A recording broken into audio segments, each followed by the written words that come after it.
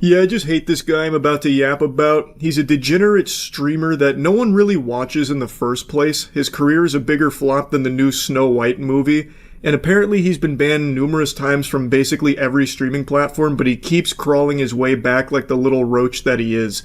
And even though he's a public nuisance that's perpetually goober maxing, he doesn't even really have a community of people that follow him ironically. Typically, with a special specimen like this, there will be people that tune in just to watch all of the madness unfold and point and laugh at the guy. But he doesn't even have that because he is just so unbelievably lame. He's such a colossal loser that it's not even fun to watch him ruin his life.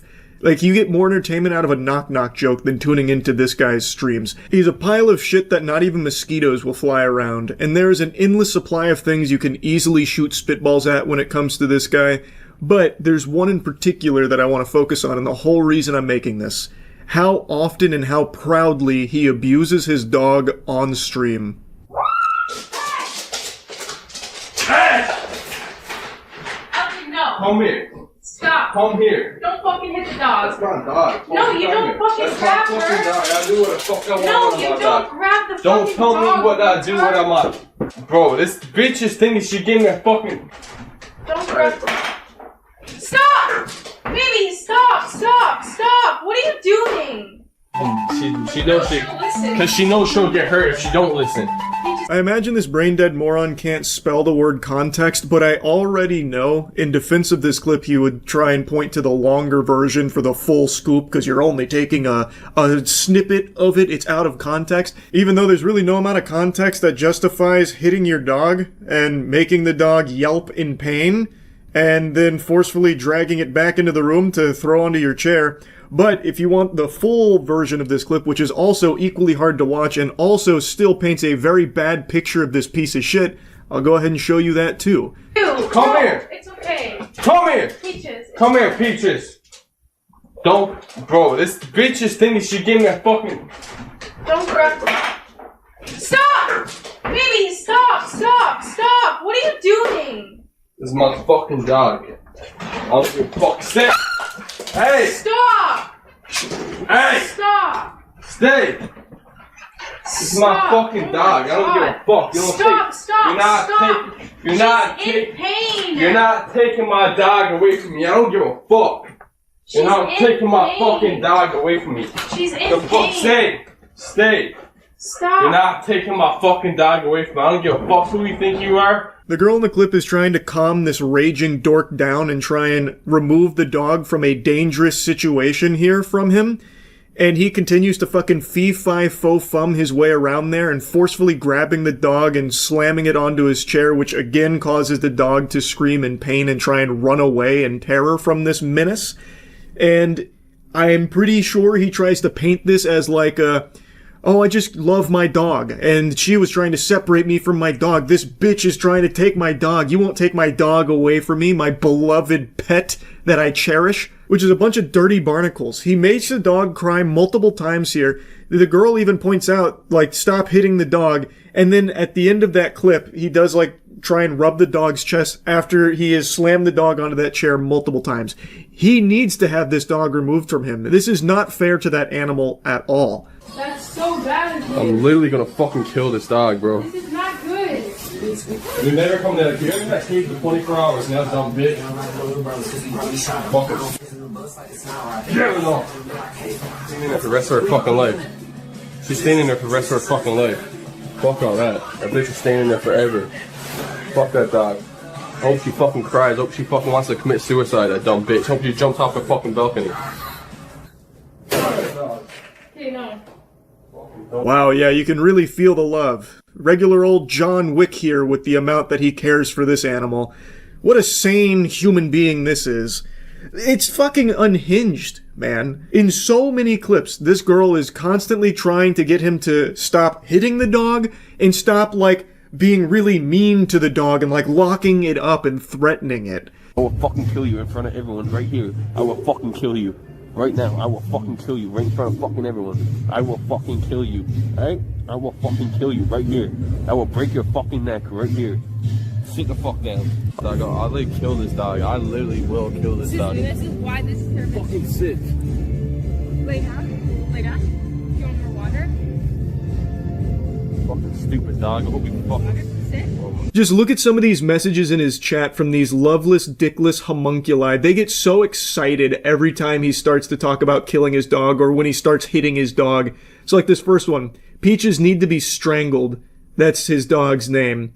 Clearly not a service dog. Beat that dumb service dog up. Bad dumb dog. Like, what the fuck? He is addicted to talking to his dog like it's a League of Legends ranked game. Like, this kind of shit here he tries to downplay as, like, not being super serious, and the community tries to delude themselves into thinking that he's just trolling, but I think it's pretty clear he does mean these things. He actively hits his dog. I think it's pretty clear we have a lot of evidence to indicate that he means this vile shit that he's spouting about his dog. I am also very shocked that he even used that nomenclature, community, to describe what he has, because that's not what he has. He has like 4 people that tune in occasionally and make like one message in chat every 10 minutes. Like, you can see it for yourself. The proof is in the pudding. Somehow this brain-dead worm thought it'd be a good idea to post his dead chat on screen, and that shit is not moving. That's going at a glacial pace. You're seeing more activity on Yahoo Answers than you will in one of his streams, and Yahoo Answers has been shut down, buried in the dirt for like 9 years. I cannot believe that he even puts that up there on his own accord. So he doesn't really have a viewer base or anything like that. But it doesn't matter. I couldn't help but talk about this guy because this is just infuriating. And I haven't seen another streamer so proudly just abuse their pet on stream like this. It's craziness.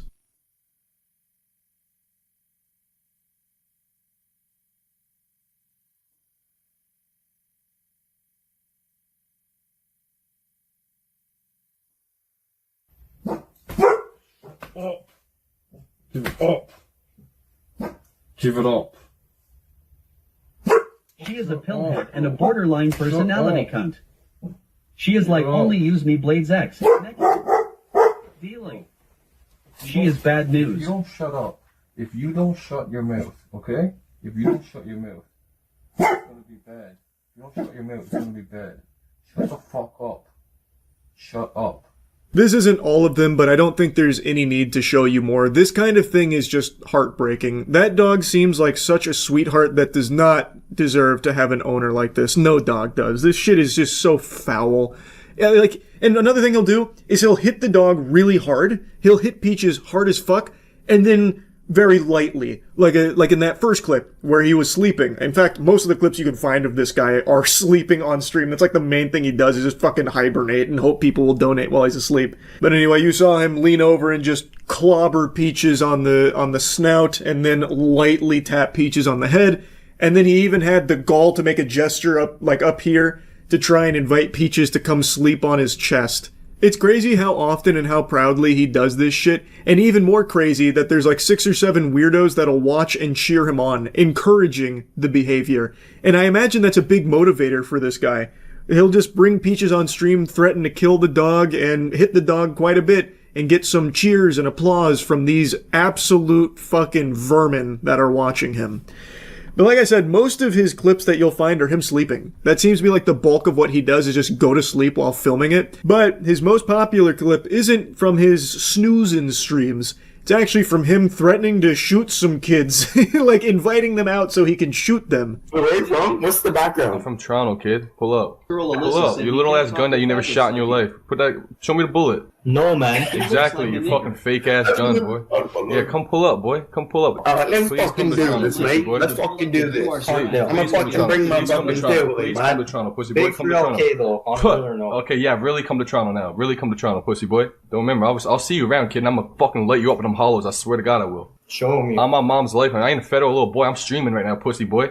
Yeah, come to Toronto. Record this, bitch boy. Record this, pussy boy. Oh yeah. That could record like a good little bitch. Record like a good little bitch. Incredible stuff. Riveting, really.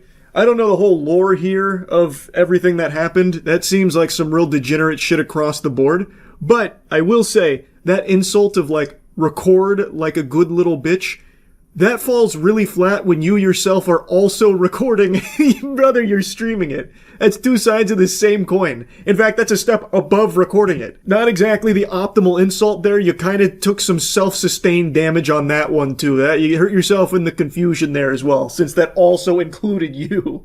But anyway, I just wanted to talk about this guy because I just can't fucking stand him. I think that this is completely unacceptable behavior to just be abusing your dog on stream. I think that shit super sucks. That's about it. See ya. This is one of the more infuriating stories I've seen in recent times. The injustice here is just unfathomable. Meet Jesse Butler. He is a rapist. Jesse is an 18-year-old that was facing 78 years in prison for heinous crimes, including 10 allegations, including rape, battery by strangulation, rape by instrumentation, and domestic assault involving 2 women.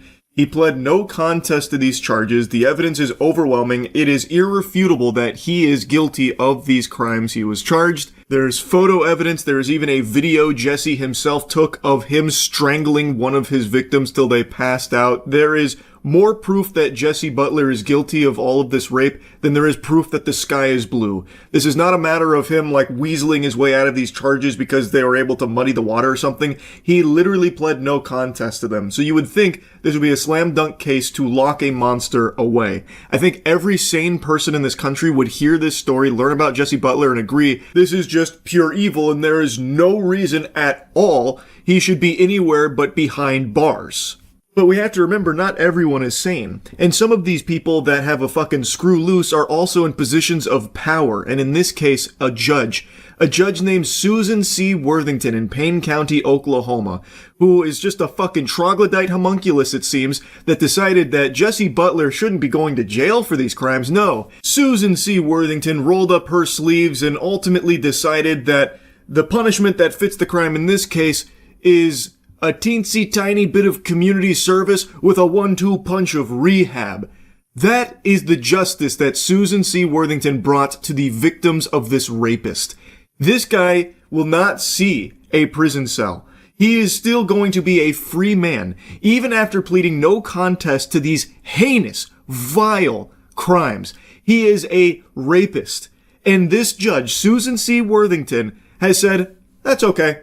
Well, it's nothing we can't fix here with a little bit of tender love and care and a bit of elbow grease with some community and service. Now, to be clear here, and keep in mind, I'm still a little, new to understanding how a lot of this shit works with my fucking Neanderthal brain here. But as I understand it, this wasn't Susan C. Worthington's proposal or anything. This was a plea deal that was reached and was put in front of Susan. She granted it. But she had the ability to reject it. A judge can reject a plea, and especially in a case like this, that would have been the right thing to do. This is a monster that under no circumstances should be afforded this kind of deal. This is someone that should not be able to weasel their way back into society. They are a danger, a menace to everyone around them. So while Susan may not have been the one to theory craft this whole community service and rehab idea, she did agree with it ultimately, that this is the right course of action. So by granting this, to me, that is her putting her stamp of approval on it, that this, in her eyes, is justice. It is fucking unhinged. I think Susan C. Worthington needs to be investigated ASAP. This is protecting a rapist. And there is a body cam of when Jesse Butler was taken into custody, and his mother is very supportive of Jesse, talking about how they're going to get him out and all of that. And it turns out Jesse's family is very well connected in Oklahoma. They have a lot of powerful friends, it seems, over there in Oklahoma. Of both victims who came forward against Jesse, there is a third victim who, she hasn't come forward, but can you blame her when you look at this as the justice that they get? Speculation is that Jesse Mac Butler's father is a man by the name of Mac Butler, and he was the head of football operations at OSU. So somebody with deep-rooted ties into the community, and that then leads you to the judge in this case, or one of the judges in this case, Judge Susan Worthington, between her and her father, the Worthingtons have had a hold on that bench for over 50 years. So while you can't necessarily say definitively that, hey, there's this connection here because he's deep rooted in football. He goes on to say that it's not difficult mental gymnastics for people to maybe connect these dots or follow these breadcrumbs, that there might be some kind of connection there, considering that this town needs that football program.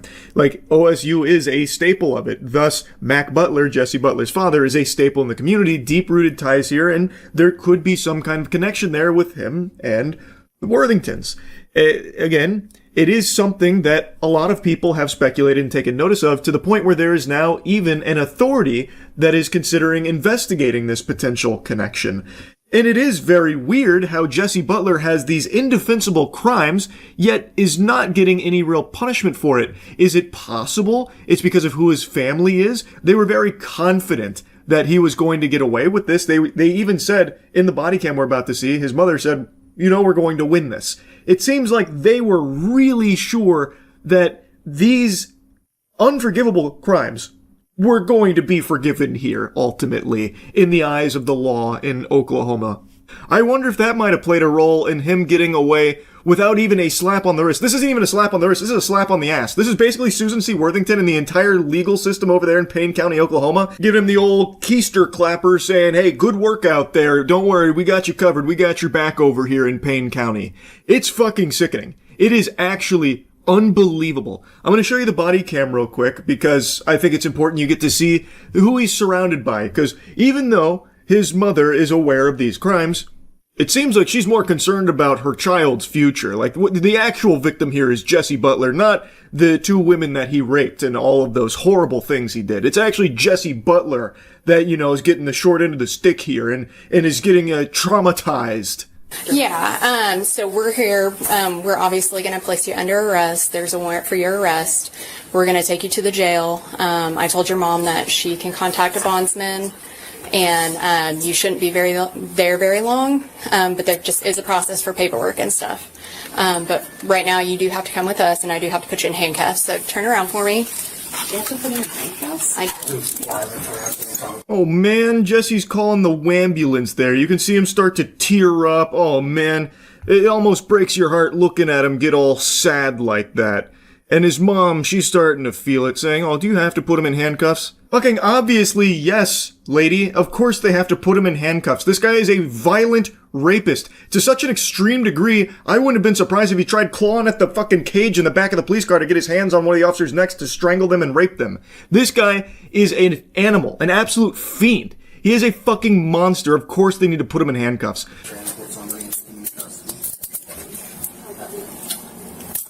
You know what you're doing this. It's okay.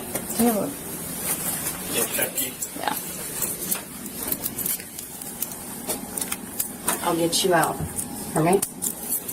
Alright, stay silent. Rick knows about this. Candy's on this. Dad's on his way. We're coming to get you, okay? Just stay strong, okay? Say your prayers.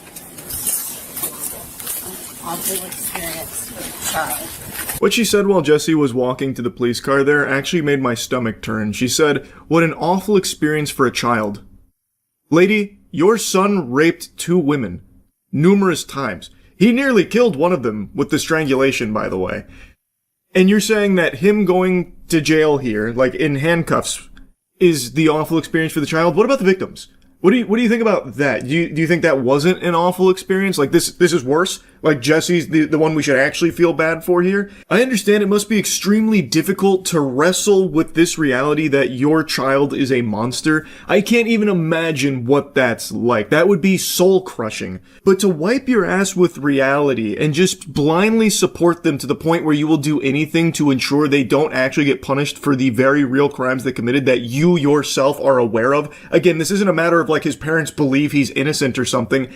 Everybody knows he's guilty. He has even pled no contest. The evidence is irrefutable. So they know he is a rapist, and yet they have fought tooth and nail to ensure he doesn't go to jail for it. In my eyes, that makes them very bad people as well. They are knowingly ensuring a rapist is back in society. And since this punishment, I can't even use that word. That word does not apply here. That stretches the definition. This is not even a punishment. What they gave him is chores to do now. That's it. where he does like a bit of community and service and then he does like a rehab program, and they tried to make it seem like this was like a super strict sexual offender rehab program. I don't want to get into like the weeds of how they ended up at this ruling. I recommend you watch the Law and Crime video. They do a good job breaking it down. But basically, to my understanding, is they legally de-aged him like Robert De Niro in The Irishman here. They rewound time, gave him the fucking time infinity stone, so that way he could fit into the youth sex offenders program, so he would no longer be like an adult in the eyes of the law for these crimes that he was being tried for. So that way he could be part of this rehab program. And they said, you know, if he reoffends, he could be facing 10 years in jail. We're really sticking it to him. This is super strict stuff. And I truly think, I really believe that this is so weak, so flimsy, that the lesson Jesse Butler learned here is that he can get away with anything. And that the only reason he got caught is because his victims survived. So I bet that if he continues to be a free man, it won't be long until he rapes again, and this time he will not leave them alive. That's what I think is going to happen down the line as a result of this ruling here. They have let a monster back into society, and they have now said to that monster, he's untouchable. So I think there's going to be a corpse on their hands at some point because of this. Jesse Butler is a rapist. Jesse Butler is an evil, evil rapist, and everyone that played a role in him getting away with his crimes needs to be held accountable for it. There needs to be an investigation into this. There needs to be real fucking justice here. This is absolutely sickening, and I just had to yap about this today. It's crazy. That's about it. See ya. Initiating moisture.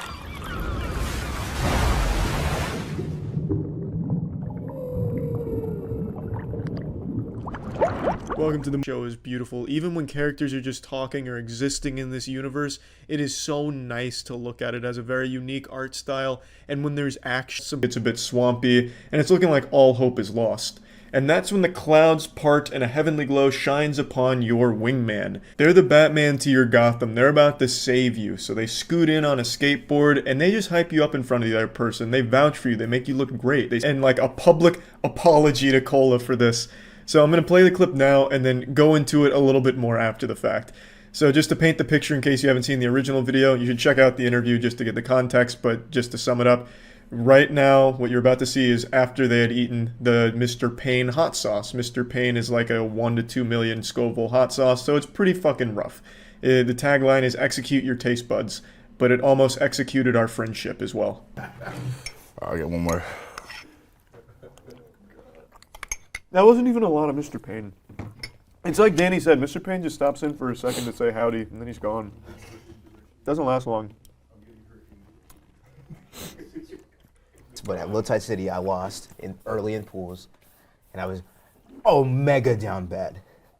So Aaron took a couple of candid pictures of me, and somehow some body got tagged in the Twitter conversation. Mm-hmm.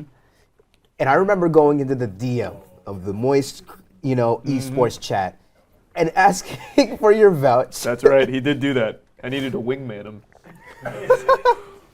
So I know you said LOL all under the case, and I was 2 weeks ago. I was like, nigga, I'm dropping Boise Sports.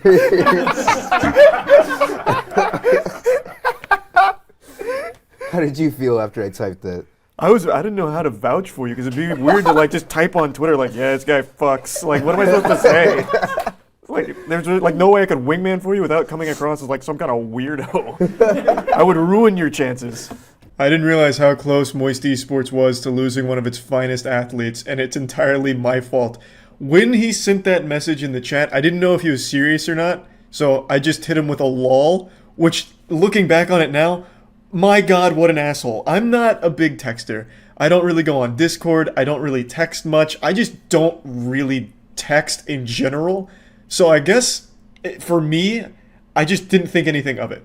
But now looking back on it, I could totally see why receiving that would be like me spitting in your face and slapping you. Like, how heartless. If I was reaching out to my wingman, like, come on, help me out here, and all he hit me with was a lol, I would be pissed.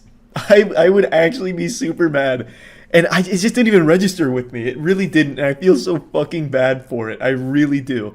which is why I'm making a solemn vow to be a better wingman now. I'm gonna turn this shit into a Darman video. You know, YouTuber is a horrible wingman, regrets it, but then changes for the better. So from now on, I will be the ultimate fucking wingman. I'll vouch for anyone, anytime. I'll have like a goddamn hotline set up like the Powerpuff Girls where they, you know, my players can just call me like, you know, ring the hotline, I'll pick it up, Charlie, we need you to vouch. I'm on it. He fucks. And you know who else fucks? Everyone who comes by my Twitch streams at twitch.tv/moistcritical. I stream every day and you're guaranteed to get laid if you just stop in a few times. So I'm probably streaming right now as you're watching this video. I'll put a link in the description. But anyway, hopefully this is helpful to anyone out there that doesn't realize how important it is to be a good wingman, and more importantly, a good friend. You know, all of my wingmen when I was in college, they weren't great. Like, I was always disappointed with, like, how they'd wingman for me. It was always, like, counterintuitive. I felt like we were competing more so than we were helping each other. Because I remember one time, a buddy of mine and I were at the bar, and I was talking to a lady I was interested in, and my friend came over, and I was expecting a wingman. Like, hey, this guy's great. You should see him build Legos. He does it in record time. It's incredible. Have you seen his KD ratio on fucking Fortnite? You know, anything really. But he comes over and he's like, oh, this guy, Charlie, he's great at drinking. Like, watch this. Let's do a chugging contest. And I used to be a pretty big drinker, and I was pretty good at chugging. But the guy who challenged me, my friend, is a man that can open his entire fucking throat like some kind of mutant and just immediately drink anything. Kind of like those viral videos you used to see where people would take a water bottle and stuff it together and they'd immediately be gone. He could do that. So he challenged me to this chugging contest and beat my ass in front of them. What he did is he came over and didn't wingman me. He established that he was the alpha in front of her, I guess was his thought process. I don't really know. But he's like the fastest hot dog shooter in the West, but without hot dogs. It made me so upset. Like, I didn't have good wingmen. And yet, I have now become what I once hated without noticing. So I think it was very important that Cola shared this story with me so that way I can improve for the better. And hopefully you all now understand just how important it is to just be there for your friends when they need it, really, goddammit. I still feel awful about it. But anyway, I just wanted to share this. That's about it. See ya. Here's a story I didn't expect to be revisiting so soon. The Diana Rossini and Mike Vrabel cheating scandal. So, a couple weeks ago, I made a video going over what was known at the time that Diana Rossini, who is a sports reporter, has been for a long time, was photographed in a romantic getaway with Patriots head coach Mike Vrabel. This naughty sin started blowing up immediately because Diana Rossini has been in the industry for a very long time, and she is married to a man named Kevin. Mike Vrabel has been a coach for a while. It is a very prominent coach at the moment, and he is married to a woman named Jennifer. And yet here they are with this potential affair just now broadcast out there for everyone to see. So they started scrambling to try and like come up with excuses like, oh, actually we had so many friends there and you guys just didn't catch them on camera. This is totally normal for a sports reporter to be romantically hugging and touching and being in a hot tub alone with the head coach that she's probably reporting on. And make no mistake, Diana Rossini's favorite topic is Mike Vrabel. Before she deleted her Twitter account, banishing it to the shadow realm in a panic when people started combing through it, she had more tweets about Mike Vrabel than she did her husband and son combined. She thought about Mike Vrabel more than Garfield thinks about lasagna. She was always posting about him. And anyway, no one really knew how deep this rabbit hole went until the last couple days as more and more pictures emerged. This was an affair that had been going on for approximately 6 years. It gets fucking diabolical. Before getting into the new information though, I want to once again set the stage showing you just how much there was out there. It seemed like she was constantly gloating subtly about being unfaithful to her husband, but she wasn't shy about humiliating her husband, Kevin. In fact, that became like her anime finishing move. Diana Rossini wants to make a joke? Well, it's gotta be at the expense of her husband. To address this, it happened earlier in our program today. For those of you who weren't watching, Diana Rossini said this. And I think we all do weird things when we're in love, and we overshare and overpost. And look, he's getting married to a beautiful actress. I'm married to someone average. I don't post a lot about him. If I was married to someone beautiful, I'd overpost too. Now, this doesn't seem nice. We have put together photos of Diana's husband here for everyone to see so you can make some amends on national television. We're average together. And you know what the worst part is? He sent me a text during that segment, not watching because he actually works for a living. And he said, good luck today. Be great on Get Up. So the guy's got a heart of gold, and here I am on national TV killing him. Look, we're average together, but he makes me above average because he married me. So I am so sorry. I need to really stop killing my husband on television. I'm going to be divorced by Christmas. Good one, Diana. If I had a beautiful husband, I'd post about him too, but instead I got average Joe Schmo over here, this oaf, so of course I keep him hidden in the basement. I don't want anyone to see that. Shameful. That's crazy. And she even goes a step further, letting people know that her husband seems very sweet, even sent her like an encouraging text like, you've got it, hun, you're gonna do great on the show. Only for her to then turn around and be like, oh, my husband's fucking ugly. UGLY, you ain't got no alibi. Am I fucking right, guys? My husband. Let's point and laugh at this guy, shoot spitballs at him. Not beautiful, by the way. Craziness. And this isn't the only example of her doing that. This is just the most egregious and most cruel. I think that is just brutal and heartbreaking to hear. But she has plenty of others where she'd make jokes like, there are so many things I did in Miami I can't tell my husband. He would not understand. And just a bunch of like jabs at her husband. And Mike Vrabel also did the same to Jen. There is a resurfaced clip of Diana Rossini interviewing Vrabel and bringing up his wife, which is also some sick, twisted shit because these two were in an affair for an extended period of time.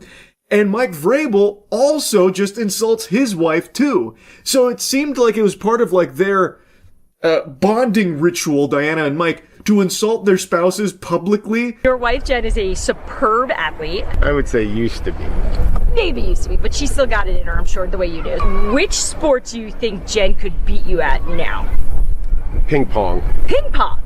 Have you ever done it with her? Mm-hmm. I get too aggressive. Yeah, I can't. After it's two volleys, I just try to. Real classy stuff there, Mike. What an excellent answer. Your wife is a superb athlete. Oh, well, I wouldn't go that far. I don't know about that. Actually, used to be is more appropriate. That's the correct term. She is no longer.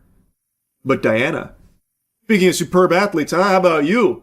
Gold medalist in the dickus.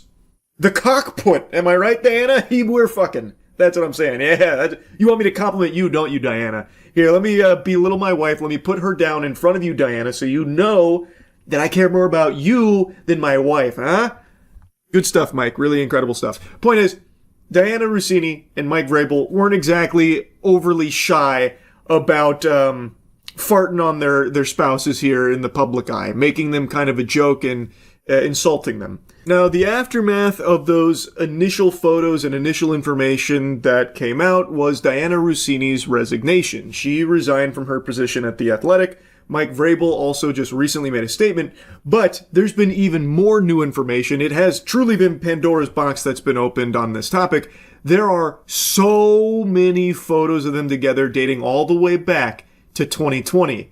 That is these photos right here. These were taken in March 2020, and they showed Diana Rossini and Mike Vrabel getting intimate publicly. That looks to be a smooch coming in there. I'm no private eye, but I can say with a high level of confidence that right there is a kiss. I would eat my left shoe if it turned out to be anything but a romantic exchanging of saliva. So I think it's pretty clear these two had been seeing each other for an extended period of time behind the backs of their significant others. These photos were taken approximately like 6 months before Diana got married to Kevin. And what becomes even more evil is Diana Rossini's son was born in August of 2021. And guess what the son was named? Michael. That's fucking crazy because her son now shares the same name as the man that she's cheating on her husband with. Again, I'm not a detective, but I can follow a stinky smell, and I think these breadcrumbs have got quite the odor. I don't think that's any kind of innocent coincidence, especially when you take a look at further evidence from her tweets like this. Keep looking at my almost 4-day-old son Michael whilst trying to figure out who are the best Michaels to ever play and coach in the NFL. Mike Vrabel was formerly a player in the NFL and is a head coach in the NFL, formerly with the Titans, now with the Patriots. I mean, that tweet is 4 days after her son was born, and she's instantly talking about a potential best coach named Michael. That's kind of weird. And she had been routinely cheating on her husband with a coach named Michael Vrabel. I mean, it doesn't take a genius here to piece this puzzle together. That's fucking disgusting, man. I feel so bad for her husband. Now, anyway, like I mentioned, Mike Vrabel also made a statement loosely addressing everything that was going on here. He didn't get into the weeds of it, but he did give a statement which does contradict what was coming from Diana Rossini's camp that was kind of outright denying all of it. Mike Vrabel's is a little more pointed about what's going on. You know, I've had some difficult conversations with people that I care about, with my family, the organization, the coaches, the players.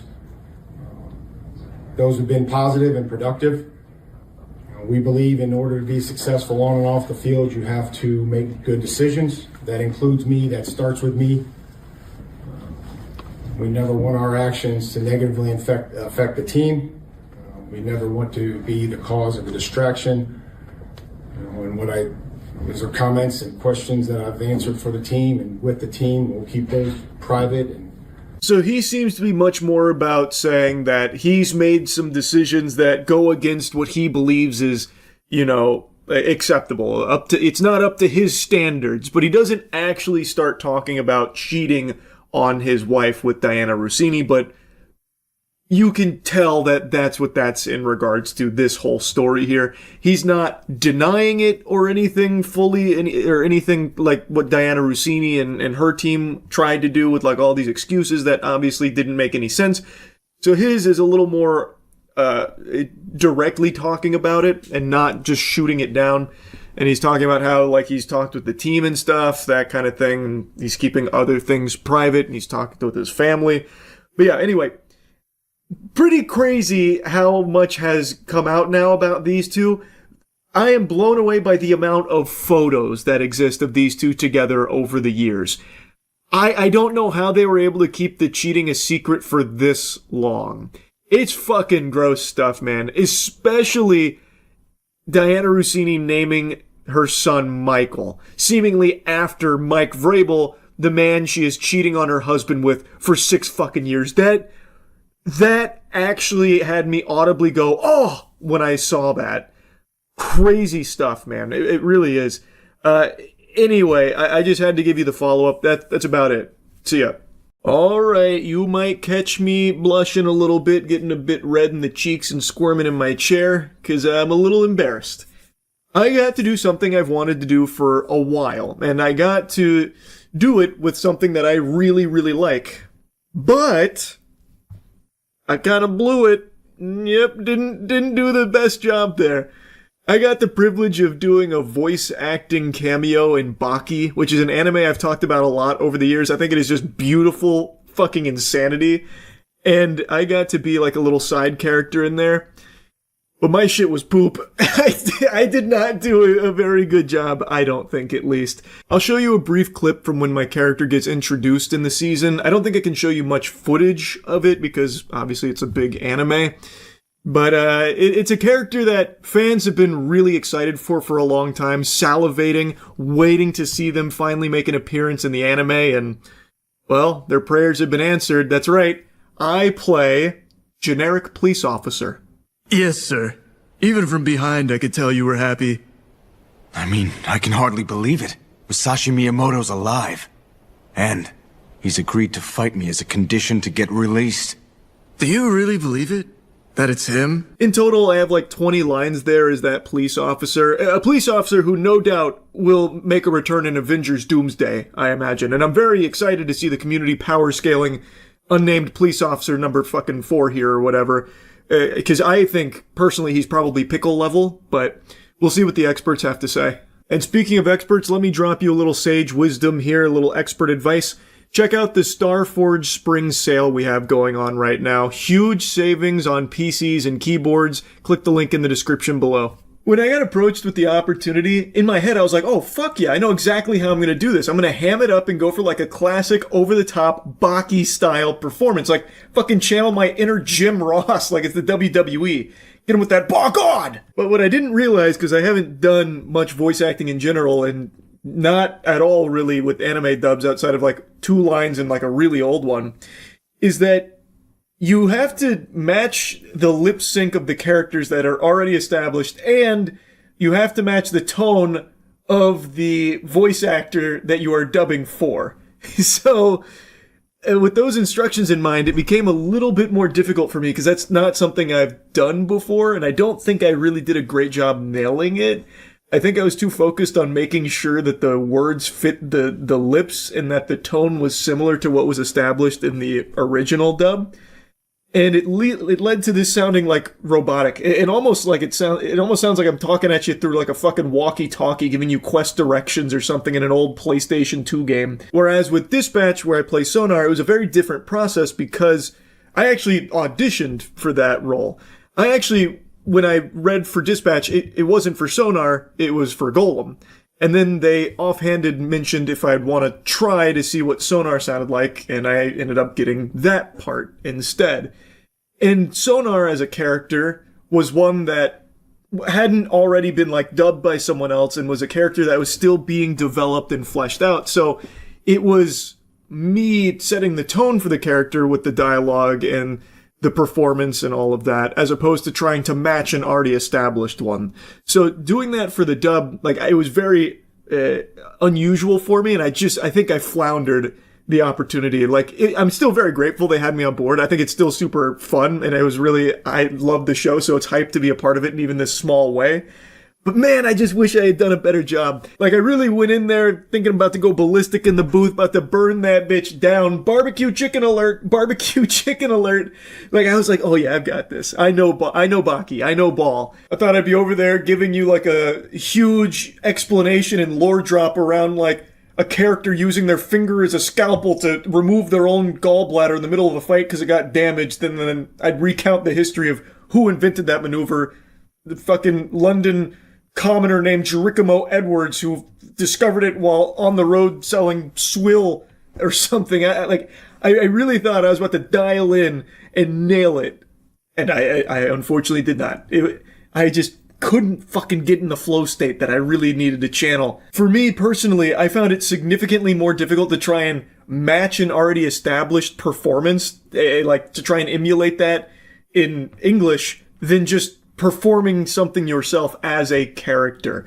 So my appreciation for English dub voice actors, it shot up quite a bit because that shit was pretty tough, actually. Anyway, though, just wanted to yap about it a little bit. I really love Baki, so it was cool to have the opportunity. I just wish I had done a better job is all. Anyway, that's really about it. So yeah.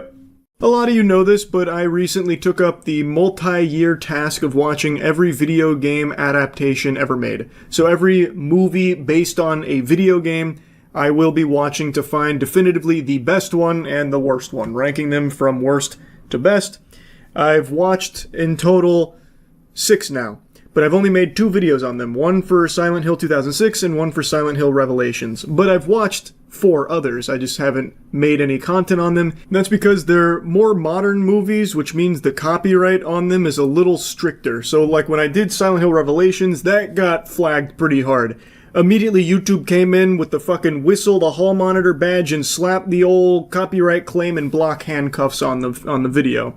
So for these 4, I don't think I could make big videos on each of them, so instead, I'm just gonna yap about them right here to your face. So spread your lats, get ready, I'm coming in hot. So the first 3 I did in a batch because I was just gonna make one video for this entire series of live action video game adaptations. It's the Tomb Raider series. I didn't want to break these up into individual videos. I thought it'd be better just to do them all in like a batch. So let's start with 2001 Angelina Jolie fronted Tomb Raider.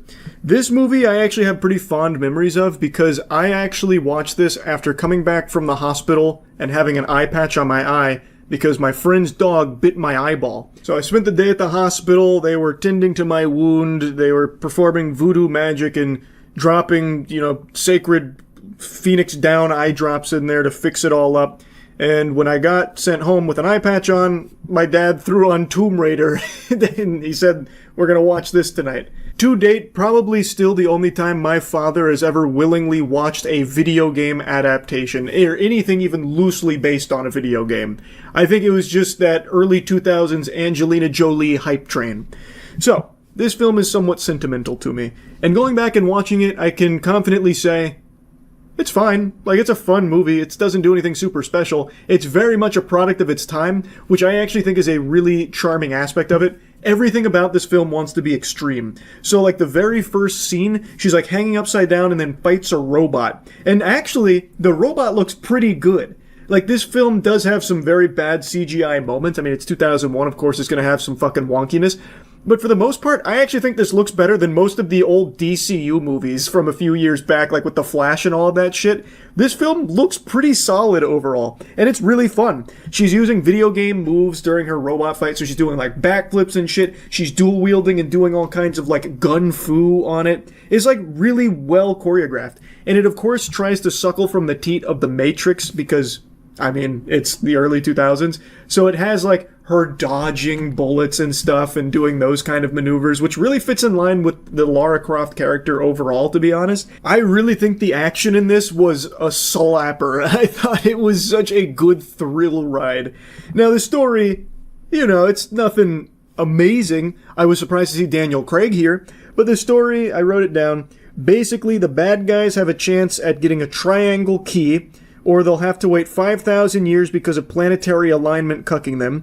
And okay, I went out of order because I jumped from like my plot synopsis to Angelina Jolie wore tit enhancers.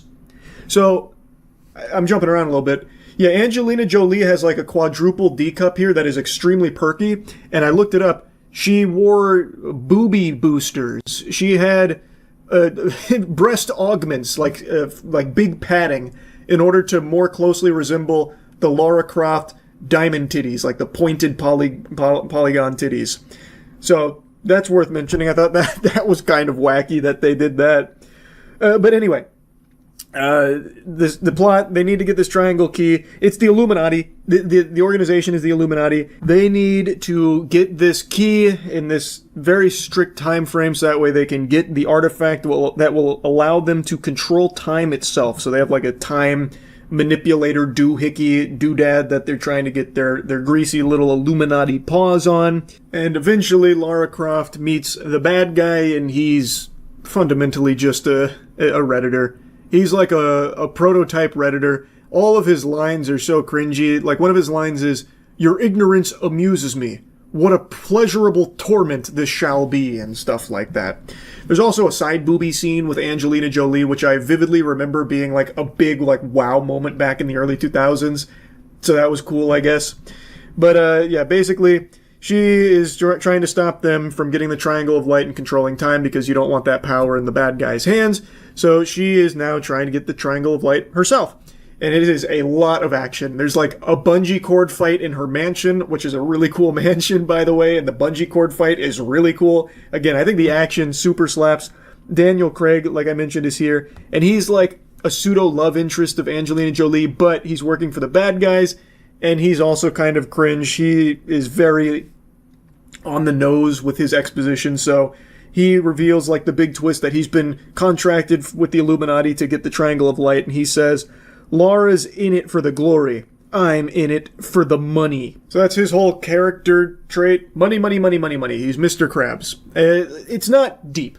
This film doesn't even really try to give you a compelling narrative, and that's by far like the worst element of it. It's fun. Like, it's a fun adventure. They go a lot of different places. She solves little puzzles and riddles, all of which are kind of cool. But there's no emotional weight to it. So Daniel Craig, his name is Alex. At the end of the film, they're all standing off, trying to get their hands on the Triangle of Light, and in order to try and force Lara to give over the Triangle of Light, the bad guy throws a knife and kills Alex. And thus, it prompts Lara to get the Triangle of Light to reset time, so that way she can save Alex. But you don't really care because the relationship between these two fucking sucks. That shit is flatter than my ass, and I have Hank Hill ass. So, by far the worst part of the film is, like, its story. It doesn't really do much to make any chemistry between the characters, but overall, I really did enjoy watching it. It is a fun early 2000s action flick. Now, moving on to the next Lara Croft Tomb Raider film. This one's Cradle of Life. This one has Gerard Butler. I didn't remember him being in this film either. But this one, I think, is definitely a step backwards. I think this one is just worse in every possible department. The action's not nearly as flashy or as cool, but I don't think it is a bad movie. It's just definitely worse in comparison to the first one. So, like, in the very beginning, there's a CGI rock avalanche at a wedding, and it looks like shit. It somehow looks worse than the first movie. I'm guessing what happened is, for the second film, they thought maybe they could, cheap out on the visual effects and maybe just focus more on star power with having Gerard Butler here and, Angelina Jolie. But it doesn't, I don't know, like, there's no chemistry between them either. I guess there's a little more between them than her and Alex from the previous film, who is completely forgotten, by the way. I don't think they even mentioned his name once here. It's like he never even existed. They fucking vanished after the Triangle of Light brought him back to life. But yeah, as more and more memories of it are coming back to me, I watched this like 2 weeks ago. I wrote everything down, but as I'm remembering more of it, it is actually significantly worse than the 2001 Tomb Raider film. Like, there's this CGI shark where she's like swimming to get like this golden ball, and there's like this CGI shark actually looks like something out of an indie game from Steam. Pretty, like, I don't know what happened in the visuals department. I think that maybe they went on strike or something. They said, fuck it, I'll have my son finish it. He's used Blender once. I don't know what went wrong, but yeah, it looks much worse. Also, the story is a lot worse. There is still, like, a grand sense of adventure that I can appreciate, but it doesn't really have as many, like, intricate puzzles or anything to solve. It's all a lot more, like, streamlined and on rails. So it loses that sense of scale that the first one kind of had. And I also hate the villain in this one even more than the last one. He's even more cringe. So this guy is like a world-renowned super genius turbo megamind galaxy intellect, but he uses his mind for evil. He turns to a life of crime where he becomes a bioweapons trader. And he likes to release poison weapons to the world just to watch it all burn. So he's giving like this speech about how he just likes to see the effects of his bioweapons, his virus. It's like some shit out of Umbrella Corps, really. So he's giving this speech and he's talking about how, he released enhanced Ebola, like super Ebola, and wants to sell it for $100 million to some bad guys. But he doesn't even really care about the money. He more so just likes people using his super Ebola and all of his other, engineered viruses just to kill people for the sake of it. But he believes that there is an even more potent bioweapon out there that he wants to get his greasy paws on.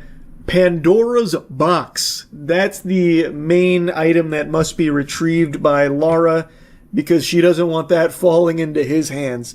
So MI6 gives her a huge exposition vomit sesh. They diarrhea out tons of info on the bad guy. I didn't write his name down, so I don't even remember the bad guy's name. But he really is that forgettable. He's kind of just a fucking loser. But he wants to use Pandora's box to kill the whole world, because Pandora's box in this film is a plague. That is what is in the box, and he wants to unleash it to destroy the planet. That is his entire mission, his whole goal. And Gerard Butler enters into the fold. His name is Terry, because Laura needs to team up with Terry because he's the best tracker she knows. He's like the most equipped for this mission. But he's in jail. He gets a deal from Laura to get him out of jail as long as he teams up with Laura, and the two then go try and get Pandora's box to stop the bad guy from having it. They drop out of the battle bus into China, and they find this underground group, the same group that she fought after the CGI sharks when she was getting the golden snitch. They confront the group. They're called the Sheiling, and Lara Croft kills one of the guys, and then they drive motorcycles on the Great Wall of China. And then after they escape the Sheiling, after causing a ruckus, Gerard Butler, Terry, reveals how he's still really salty that their relationship didn't go anywhere. These two were once romantic. Almost in love, you could say. But then, things went cattywampus and he's not happy. And Laura, she does not trust Terry. Yep. I did a really bad job at writing down the plot synopsis here. It's all over the place. But yeah, I wrote this down and it's true. Terry's basically the exact same character as Daniel Craig. Like, personality-wise, he fills the same role. Literally like a one-to-one carbon copy of Alex. I have to imagine Daniel Craig just had other obligations, so he couldn't be part of this film. So they're like, all right, we'll just write a new guy and forget about Alex. Yeah, I don't know. It was interesting. But anyway, the reason their relationship crumbled is because he left her and abandoned his country, but he regrets it. Anyway, though, I don't know why I'm getting, like, even deep into this, because it doesn't matter. It's not fleshed out. It doesn't feel natural. There's no real chemistry between them. Again, it's very stale. Ultimately, the big part of this film, the action, is still intact and still fun. Like, the gunfights feel very much out of a Tomb Raider game from the PlayStation. The choreography is still pretty hype. It just looks worse than the first one. It does take a step back in its visuals, but I do appreciate that the action is still flashy and it is still fun. What ultimately happens, though, is they get to Pandora's box. They fight some shadow guardians, which are like these tree demons. So they fight like these, almost like tree imps. They just kill the shadow bad guys, and they're forced by the main bad guy to lead him to Pandora's box. And then she fights the main bad guy who likes bioweapons, and she throws him into a pit of acid that Pandora's box is sitting in. So he starts just melting and dying next to Pandora's box. And then Terry and Lara are face to face with the box. Lara obviously wants to leave the box, believing that this plague is too powerful for any one man to have. Terry, on the other hand, wants the box because he wants to sell it for money. He wants money. Remind you of anyone from the first film? So he says, I need this because I want to sell it. And, well, that's not gonna fly. So she refuses to let him, and so he slaps her and gets ready to shoot her, but then she beats him to it, shooting him. It's supposed to be emotional, but all movie these two are just not clicking, so who cares? Wasn't a hard choice is what I wrote down. It's very true. It wasn't a hard choice, and who cares? Overall, Cradle of Light, much worse than the first film, but still not a bad time. I actually find these Angelina Jolie Tomb Raider movies to be pretty charming. Like, I still did enjoy watching them. They're decent films. They're nothing special, but I think they're, I don't know, a good representation of early 2000s action flicks. Now we get to the final Tomb Raider movie, Tomb Raider 2018. I saw this film in theaters. I even did a moist meter on it. I didn't remember a single fucking scene of this movie until I recently rewatched it. Literally remembered nothing from it. It actually was pretty decent. I think it's not as fun as the early Angelina Jolie films, but it's really not bad.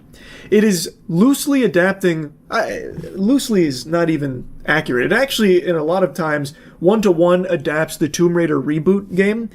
Like, it's not perfect, but it does make like a very legitimate, passionate attempt to take the content from the game and translate it to the big screen. Of course, it takes some of its own creative liberties, but overall, it does a really decent job. Also, it's got my boy Walt Goggins in here, and I'm a big Goggins guy. I'm Google for Goggins. I think he is a great actor, and he's really enjoyable in this film as the main villain. He is the best villain in any of the Tomb Raider movies, I would say, very confidently. He's like the only one with an actual motive. He is tasked, and he gets the short end of the stick here, with being stranded on an island until he can procure this ancient paranormal entity that they can use to basically take over the world.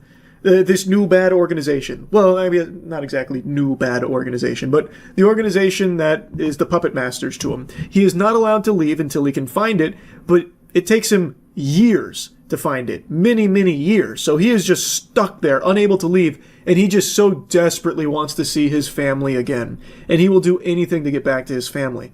So he has an actual real motive to be the bad guy. But of course he is very evil. He just kills people willy-nilly. So, I will say, the beginning of this film is a really cool premise. It's again, you're going to recognize it. So, Himiko is an old ancient ruler who spread death with a touch but got imprisoned on an island by her generals, and Lara's dad has a map to it and leaves Lara behind to go unleash her. So her dad wanted to pursue Himiko, and this ancient organization also wants to pursue Himiko for much more nefarious purposes.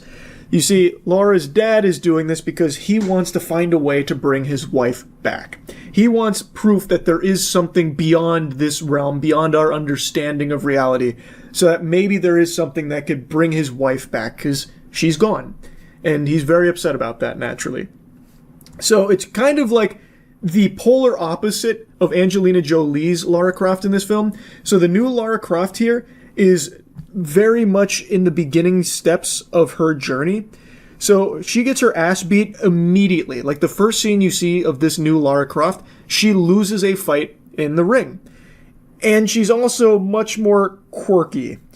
Like, I really don't like the quirkification in this film. I think, again, this is just a symptom of the era that the movie was made, where everything needed to be quirky and quippy. So, like, when she loses the fight, one of her friends says that she got marmalized. Not a huge fan of dialogue like that. Anyway, Lara Croft is significantly weaker here than in any of the other movies. Again, she's just starting. She's learning. And she gets her ass beat. She's also extremely broke here, so she's living paycheck to paycheck as a carrier, and she's extremely broke because she is refusing her inheritance, because by accepting the inheritance, she would have to admit that her father is dead. Because, like I said, her father went to look for Himiko. Well, he abandoned Lara by doing that and hasn't been seen since, so he is presumed dead. Thus, she is entitled to the inheritance, but she doesn't want to sign the papers because it would be admitting that her father is dead. So she chooses to live her life broke and in the shadows, and she eventually takes this deal to be a fox in a fox hunt, where she rides her bike, leaving behind a paint trail for hunters to follow, and if they catch her, she loses, but if she gets away, she wins 600 quid. She loses, and she gets arrested. And then her guardian comes to save her, letting her know, you have so much money, why are you doing this for 600 quid? And that's when we learn about all of the exposition with, like, you know, I don't want the money because then it would mean admitting Papa has perished on that island. Well, she goes to the mansion because she's finally starting to come to terms with maybe she should just sign those papers, her life would be easier, it'd be better. And she's in the mansion and she happens to stumble across a secret room, and there's a tape in there that her father recorded, and it actually has the classic trope where it says, if you're watching this, I'm already dead. And then he goes into detail about Himiko asking Lara to burn the research. Obviously, Lara doesn't burn the research. She uses it to go to the island to find her father. And then we get to see a familiar journey from the games play out on the big screen, and it's actually pretty decent. Like, the visuals in this film look pretty good. Like, they look solid. I mean, it's 2018, it's big budget, it's of course going to look pretty up to snuff for the era, but I was actually pretty surprised with just how good this movie looked at points. Like I said, I don't remember seeing it in theaters. I evidently did, based on the voice meter I made at the time, but this felt like a brand new experience, and it reminded me very much of playing the reboot game for the first time, which I did have a good time with. You see a lot of familiar set pieces, you see a lot of things play out similarly to the game, but it does have its own spin on things that I didn't love. So it does change certain things, but some of the things that it keeps one-to-one I thought really hit. But anyway, she teams up with Captain Lou. They go to the island. Lou's dad was also on the island. They teamed up together. Lara's dad teamed up with Lou's dad. They got to the island. Lou's dad, unfortunately, was killed on the island. Lara's dad was still found alive, fucking crawling around on all fours, you know, like an absolute feral creature. And he doesn't believe that's the real Lara there. But then, of course, realizes, no, that's actually his daughter. I've already mentioned quite a few things here that weren't present in the game, but are in the movie. And like I said, some of these I don't think works. Like, for example, the father who hasn't seen his daughter for 7 years immediately starts shitting on her when he realizes that she's there and she didn't burn his papers. Like, he's not mad about her presence, per se, but he's like, well, at least you burned my papers before coming, right? You burned them before coming, right? And she's like, well, no, how the fuck do you think I got here? And he's like, you didn't burn my papers! Damn you, Lara! And it, like, immediately pushes her away when he was so happy to see her, and he, like, loved his daughter so much. Immediately pushes her away. So she leaves. He doesn't even care. He lets her go, basically, after not seeing her for 7 years. So, like, there are definitely some things here that weren't present in the game, at least not that I remember, but there are some that are. Like the plane scene. Which I do think the plane scene is pretty close to how it was in the game, and it's still pretty hyped to see here, just like it was in 2013 in the game. There's also, like, the kill where she has on the guy, like, pushing him into, like, the puddle, where it's, like, a really grueling task to kill this one guy. It wasn't just, like, she popped him, instantly died, or, like, KO'd him with, like, a judo chop or something. It was, like, a really intense back-and-forth life or death fight that ultimately ended with her victorious and her taking someone's life, and she has to come to terms with that. Like, there are some really good moments here that are recognizable from the game, but when it does try to do its own thing, I do think it stumbles quite a bit. Anyway, though, I'll just go ahead and fast forward here a bit. Walt Goggins and Laura, they meet and they exchange some words back and forth. Eventually, they, per usual, the bad guy and Laura team up. So now they are teaming up going to Himiko's tomb. They are working together because if they don't, Walt Goggins is just going to kill her dad and she doesn't want that. So they're going to the tomb. They're going to Himiko's tomb. There's like some booby traps along the way. The booby traps are kind of cool. I always appreciate some good Indiana Jones level booby traps. I will say, some of them are really lackluster. So one dude steps on a booby-trapped tile where a spike impales him, and Richard farts out a super stinker of a line that I think makes no sense. He says, "That wasn't designed to keep people out. It was designed to keep something in." Brother, how would you be able to deduce that? A spike just shot straight up through the floor from a single tile. It wasn't like an elaborate trap or anything. It feels like it was almost an accident that it was there. It feels like it was a miracle he stepped on that specific tile, actually. And why the fuck would that... How would one single spike be evidence that it was designed to keep something in? It would do a horrible job at keeping something in. Also a horrible job of keeping something out. It's just a bad trap. Like, you're just wrong. You're just straight up wrong. Now, the next series of traps is pretty good, though, with, like, the falling floor and stuff. Like, I appreciate the traps. Eventually, they get to Himiko's tomb, and they learn, when they open the tomb, that Himiko wasn't exactly the evil being that she was portrayed as in Legends. She wasn't even a paranormal being or anything that could kill people with a touch. She was a carrier of a disease. And they put her in this tomb to lock the disease in there with her. A very potent disease, which again, you don't want this evil organization to get their hands on.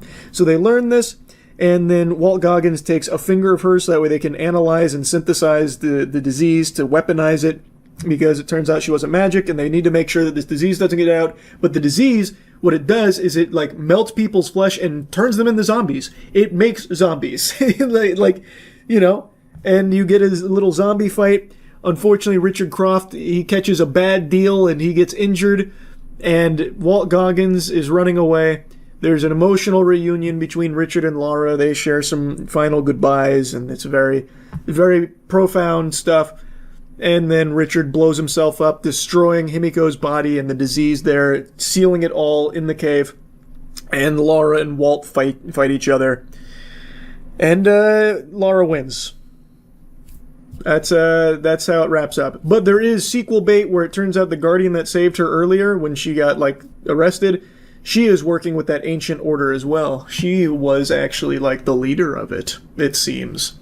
Don't know if we're ever going to see that sequel. It's been quite a while, but that was the film in a nutshell. Like I said, it wasn't a bad movie or anything. I actually did enjoy it, and it was nice to kind of get a refresher of the reboot game that I remembered enjoying. Like, it was cool to see it. I didn't hate it. It definitely had some things I didn't like about it, and I do think it's probably my least favorite. Well, no, not my least favorite. Cradle of Light, I think, is definitely worse.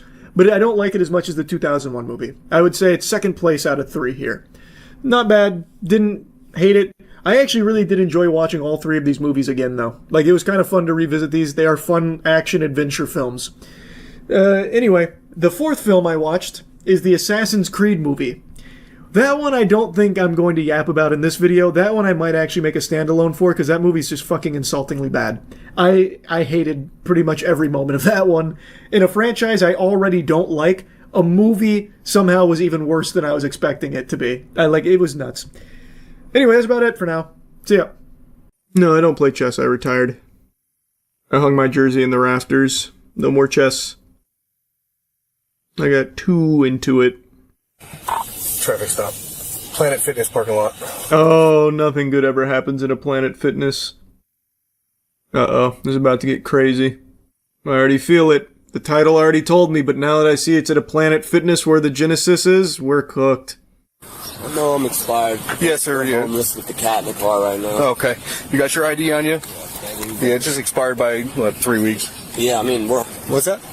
Talking to the cat. Oh. Meow. What's your social, ma'am? I don't know by heart, but I can get my... This seems so polite right now. How does it go tits up? Where I'm speaking with you, Mr. Montgomery? No, man. Okay. I don't have no leverage. 42 years old. She's hiding something, or she's got worms or something like that. Hey, just keep an eye on them. All right, male driver's the listed owner. Still working. That's not the most unbelievable thing in the world, not knowing your social by heart. I could definitely see that. I'm sure there's plenty of people that don't. I don't think that's that suspicious. I'm gotta get that fixed. I understand that. Yeah, no problem. I can't find her information, so that's why I was going to ask you guys to step out of the vehicle. You see how our car looks? Like, yeah, I see. Come and go. The car looks to be in good shape. What do you mean? What's wrong with the car? little bit of bird shit smudged here, but that's nothing. That'll buff out. What do you mean, man? The car's fine. Why are you saying it like that? Absolutely, yes, sir. Because of the tag? What's that? It's not 7. I don't even know what I did. Okay, you're not wearing your seatbelt, so I'm allowed to identify you. It's Fuck places. What the hell is a Terminator? Is that the spike strip? Or what did he do? He just drop a bomb under the car tire? What is that? I'm assuming that's a spike strip, right? Fuck is a Terminator? A Claymore! Yeah, man, just deployed the tactical Claymore here. Alright. Yeah, I'm trying to be cool. Get her car. Oh, did he just dodge the Terminator? He outsmarted him. Got flat.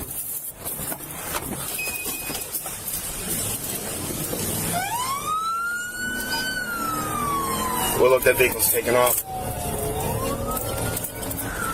Bye-bye, Planet Fitness. It's running on flats. It went over the Terminator. We're gonna have to swing Squad 2 around. I think I heard the lunk alarm go off in the Planet Fitness. Throw him in cuffs. Going through the construction zone. HQ, can you find me the biggest man in the Planet Fitness? I want to get him on the horn. We'll get him involved. Holy Jesus. Good, the officer's really going in. Right through the road work. Boy, it's running on at least one flat. God damn it! That's in grand. Squad 2, break off and pull that guy over. Hit him with a pit maneuver. Going over the railroad tracks. It's losing a tire.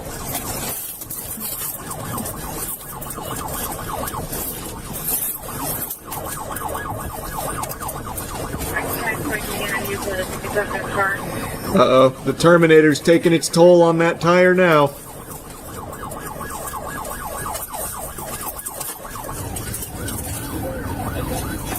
Oh, shit.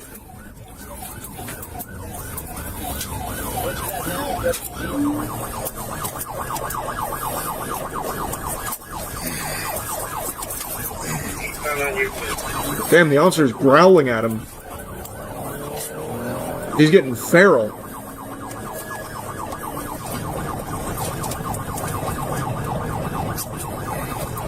Throwing out the windows. Throwing something out the window. It was a banana peel. It didn't work. Try the green shell.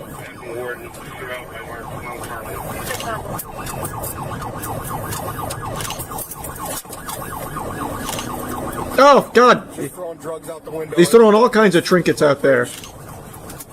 Oh, God.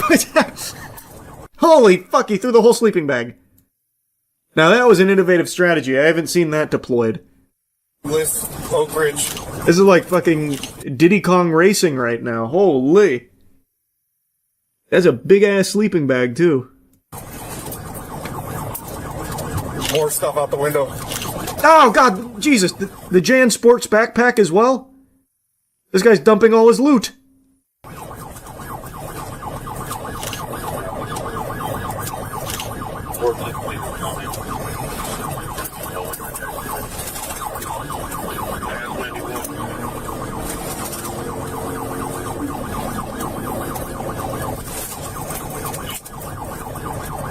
No shit, right by the Chick-fil-A.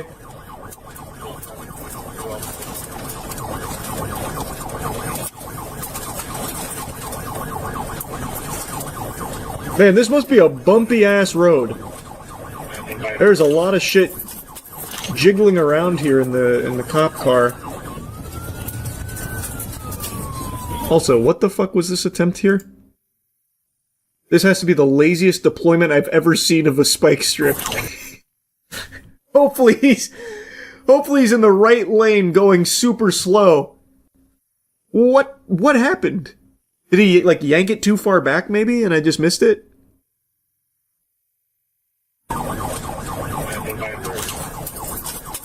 Nope, he just runs up and just plops it in the right hand lane there. That one never stood a chance.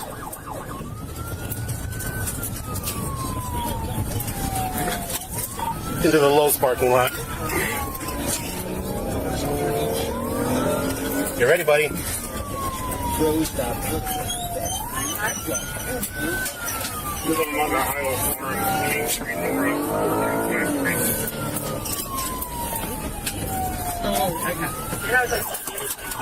Oh! I smell a pit maneuver. Yep. They had a bunch of open space. Oh, fuck, he's still cruising. Oh, there goes the whole tire.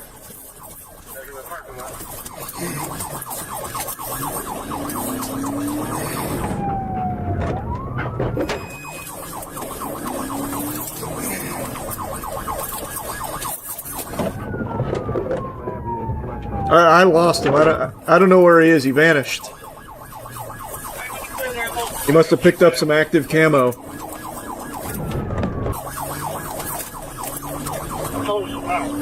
Dark blue. It's only got 3 tires now and they're damaged. Damn, he actually vanished.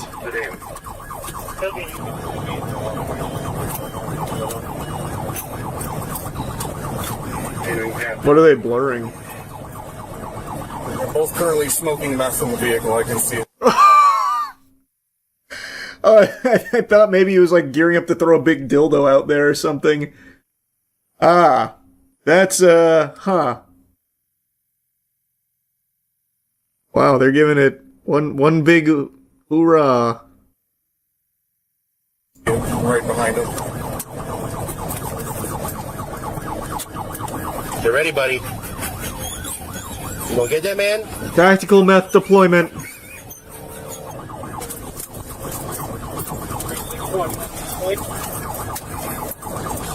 You got more spikes. You can get them out.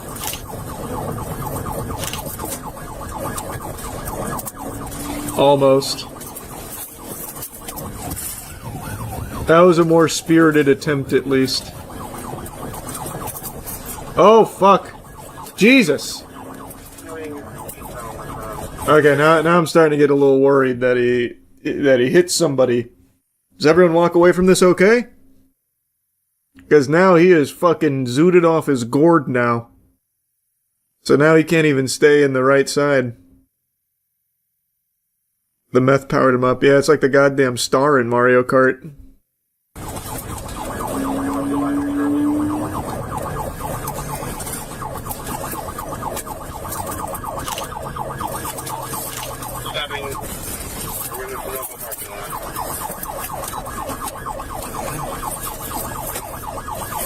Was he actually looking to carjack there? It didn't really seem like it. Downtown Wilby. Let him go. Let him slow down, Sean. Let him slow down, Sean. Sean! Hit the brakes, bro. Just back it off and turn your lights off so he slows down and he's doing 70 on one rip. He's crossing there, you know. Alright, let it go. Basically, you can advise Menor. He's coming into their city. He's going 60, 70 through Vine Street here. We're going to let him go. He was throwing out numerous baggies. There was a whole book bag he threw out. And that was a very responsible decision right there. Because it was getting very dangerous. Just drive, dude! Why are you yelling at him? What did he do wrong? He's stressed out. Got a fucking maniac on the loose. You got the methed out marauder just fucking pillaging the city here on the streets. Searching for them, the suspect seized the opportunity to make multiple carjacking attempts. Oh, he actually... What the fuck? Oh my god! Damn, this guy's actually fully unhinged. Him and his girl were actually going to carjack them.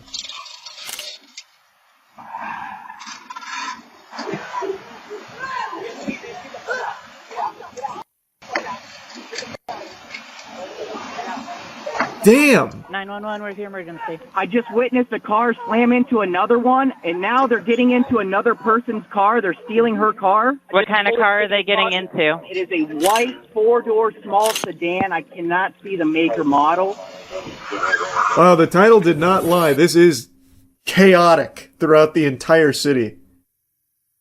And it all started over like an expired tag and asking for a social security number that she forgot.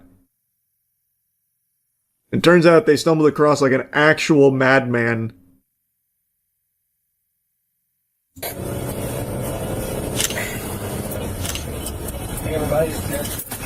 And they left their cat in that car, by the way. So they carjacked this and left their cat in this car that they have just crashed into another vehicle. I feel so bad for the cat. I hope the cat's okay. Are you okay, ma'am? I'm shaking up. Okay, were you in your car? Yeah, I was in my car. He Okay. made me get out. Do they have a gun or anything? We don't have a crowbar. So they turned right on 306. Holy shit. So this guy was actually gonna fucking beat her to get the car. Yeah, this guy's hopefully going away for a long, long time. Heading south. Chester Township as well. Whatever, on tip. We're going on a field trip. Yeah, you write your 15th paper today. About how you almost lost your life 16 times in the car. We jumped this bitch twice. What are you What? How you almost lost your life 16 times in the car? What are you talking about, bro? That's not what I'd want to hear with the person who is still currently driving me. You telling me you almost got my ass killed 16 times today? You don't have control of your vehicle like that? You're not that guy? Bro, drop me off. I'm not on the force. I don't need to be doing this. I've got the data I need for my paper. Let me out. Let's go!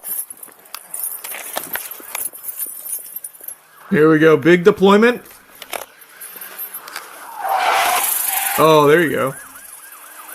25's got a hit. 25. Well, it doesn't have an ID on the driver. It does have an ID on the driver. We're going to have an ag rob. What? Did the officer... Didn't mean to click there. They hit this house. Damn it. The officer, like, swerved out of his way to hit the spikes. Well, it doesn't have an ID on the driver. What the fuck, man? Why did he do that? The cop literally went out of his way, swerved to hit the spikes. What did he think it was going to be? Like a speed boost or something? Like video game rules? Like it's F-Zero GX or something? Oh, fuck yeah, boost pad! Too many tires. True. This is an unfair chase. I have 4. He only has 3. It's dishonorable. I'll take one out. Driver, we're going to have an ag rob. They just got me with spikes. Oh boy. Oh no. 899, I just got hit with the spike. I'm dropping out. Picking up the bags and stuff I found up here. Damn, he got us. This guy's good. Yeah? What'd you find? A knife. Okay, you tell me where it's at and I'll come get it, okay? We were just walking. We found a purple knife. It's down there on the sidewalk. I'll show you exactly where it is. Okay, I appreciate it. Give me off page. Okay. Man, it's like a citywide scavenger hunt with all, like, the drugs and knives and shit that he threw out of the car.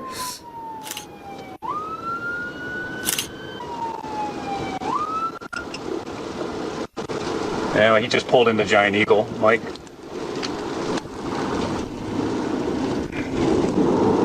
Alright, How long has the chase been going on for? I feel like this has been a really long chase. Starting to get to nightfall now. Trying to carjack somebody else, it looks like. Oh, he's actually going for another carjack. Holy shit. Alright, got a sheriff's car now on the lead. Tried to carjack another car, Mike. Alright, keep calling it. They're still chasing him right now as we speak.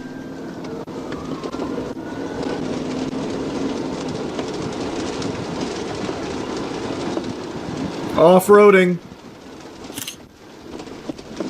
He's trying to carjack another car now at the gas station. Oh my god. Don't get out of the car. This is the most successful carjacks I've ever seen in a chase. This is number 2. And he almost had a number 3 earlier. Holy shit. Don't get out of the car. Oh, okay. Fire department 10 round.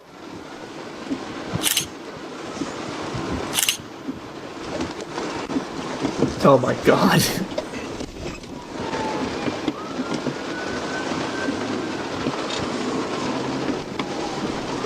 One at gunpoint, one on foot.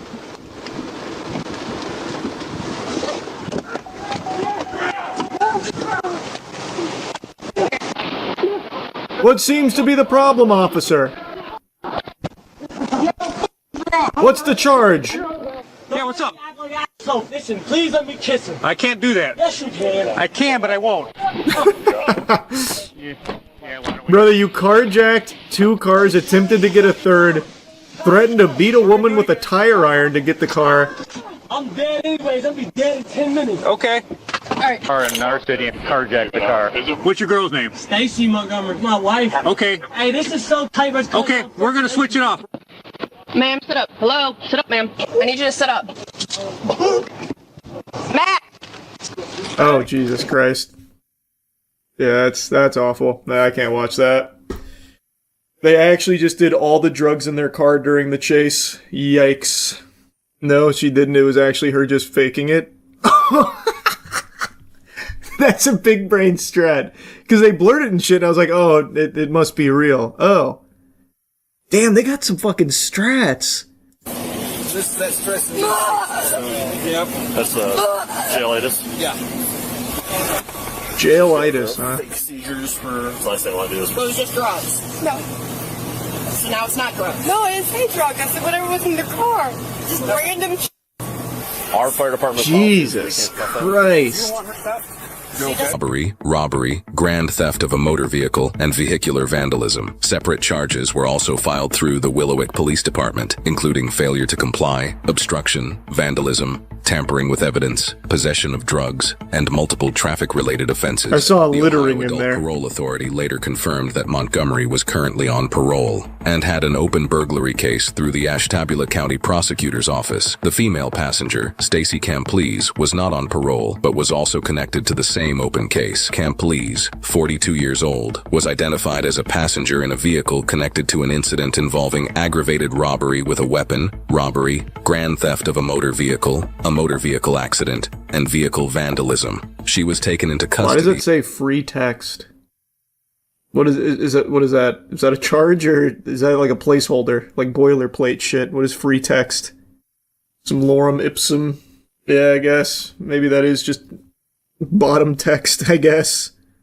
Packaging. They also observed white powder residue throughout the interior of the vehicle. Officers also located the cat concealed under the driver's seat, buried beneath various items. Oh. The cat was removed and transported to a veterinary hospital for evaluation before being transferred to animal care services and is not suspected of wrongdoing. For privacy purposes, we are not identifying the cat. That's cute. What an adventure that was. Wow. So she got off very easy. Which I'm very surprised about. She actively kept going in the vehicles he was stealing during the armed carjacking. Wow, they really took it easy on her for that. Probably because he did all the assaults and he was driving. Yeah, but she also saw the carjacking and then still got in the vehicle. Like on her own volition, walked and ran into the vehicle. Like, if I watch someone steal a car, I can't just, like, sprint to it and be like, alright, here I come! Or at least I didn't think I could. I thought I'd get in trouble for that. They got Crack Septic Eye. He doesn't even look like him at all, but that's a great name. I feel like you just had that one in your back pocket and needed something almost close enough to use it. It's that special time of year again. We're looking at what are the worst 5 games of 2025. Now, this was a pretty stacked year for gaming. I've said that quite a bit. There were some bangers in here, some slappers, but for every hit, there is a shit. And there were plenty of shits this year. However, I think as far as worst game of the year goes, this one was pretty easy for me to choose. But anyway, I think the other 4 might be kind of surprising and worth mentioning. I even did some real-time analysis on stream, seeing if there were any other terrible games I might have missed, and I played them on stream. I won't show you the footage of me playing through them before the finalized list, but if you want to watch the full playthroughs of those, of course, they're on my gaming channel, Moist Critical Gaming. So yeah, anyway, get your popcorn out. It's worst games of 2025 coming at you raw. Brought to you by Cheeky, powered by Cheeky Soap. The only thing worse than bad games is bad hygiene, so go ahead and fix that with the best soap in the universe. Go to usecheeky.com. Also, our Chainsaw Man soap our collector's boxes for the Chainsaw Man movie are about to be restocked the next day or two. I'm not sure when this video is going to go up. They might be restocked by the time this is live. I already know what the worst game of the year is, but I'd have to really think on what second, third, fourth, and fifth place would be. I played so many games this year. Unlike last year where I missed out on a lot, this year I played like the entire kit and caboodle of like everything that came out. If your old 4th grade English professor found Unity assets and put something on Steam for $50, I probably played it at some point. I played everything. And yet, this year was so stacked, I still missed some bangers that I need to go back and play. But this year, I've got a firm handle on like every game that came out. You skipped every Nintendo game. Yeah, well, aside from Nintendo games, I literally played 0. They can hold my Johnson. So I already know what the worst is. Now we need to find what's almost as bad. I don't want to cheap out on it and do like the really small, terrible indie games that I've played. I don't think that's super fun. I feel like that's a little too easy. And there's nothing that I played that was so incredibly shitty in that area that I would put it there. So I really gotta think. I gotta rack my brain. I want to give an honorable mention to something that, by all definitions, is not a good game, but it's probably one of the most unique experiences I've ever had gaming. It is I can't even remember the name of it. It was called, like, Learn to Fight, Fight with Me, Time for Fight, Fight and Fighting or something. Hold on, I have a video of it on the gaming channel, and I can't remember the name right now. But I want to start with an honorable mention here. Honorable mention to this game right here. This is such a fun one. Hack and Slash Fury. That's what it is, Hack and Slash Fury. Time to blow me away. This is very... Just look at this. Head is... All. Impressive. The Dark Warriors. To beat it. Much years ago. With an earthquake. Yeah, it was very much time ago. It was indeed very much time ago. Hack and Slash Fury, legitimately I had a wonderful time playing, but you could make an argument that it's not an incredible game. I want to give it an honorable mention here, but also a recommendation, because that shit was special. Okay, and now to the core 5. So far, nothing super terrible jumping out at me here. I really, really didn't like Assassin's Creed Shadows at all, but I'm just not a huge Assassin's Creed fan. So I don't think it's necessarily like an objectively shitty game. It's just a game and a franchise that I am so beyond bored with. I'll keep it up there as a just in case, because it is my top 5 list. I'm not scientifically looking at the worst games of the year. It's the ones I had the least amount of fun with, and that would definitely be in there. No, yeah, it was coming up in June. FBC Firebreak is definitely going to be on the top 5 worst of the year, though, that's for sure. Oh, wow, June is where the worst game of the year came out, too. Big month for shitters. Holy. I'll get more into Mind's Eye later, but I think everyone knows this is the worst game of the year. And it's not even a close competition. This is, not only is the game disastrously horrible, but everything that happened afterwards is just a remarkable clown show. With Leslie making a fool of himself constantly, saying that the only reason it's getting negative reviews is because of sabotage and like jealousy or whatever. Well, we'll get more into that one in a minute. FBC Firebreak is definitely in the top 5 worst of the year, no doubt. Didn't play Poppy Playtime Chapter 4. Finally sat out one of those games. Much to the chagrin of chat. I don't know how many times I had to reiterate, I'm not playing that. I just do not like the franchise. I might put this in my top 5 worst games just because of how miserable chat was for me not playing this. Hunter x Hunter Nin Impact I was going to play, but everyone said it was really bad, so I didn't play, and then it looked like there was a lot of very fun, crazy tech in it, and then I was tempted to play it again, then never did. Killing Floor 3, similar story. Was pumped to play Killing Floor 3. Everyone said it blew ass, and then I just didn't play it. Maybe I should have, just for the sake of the top 5 worst games of the year. Oh, this is definitely in the top 5 worst of the year. The House of the Dead 2 remake. Holy shit, did they butcher that. That was a disaster. We're almost to the end of the year.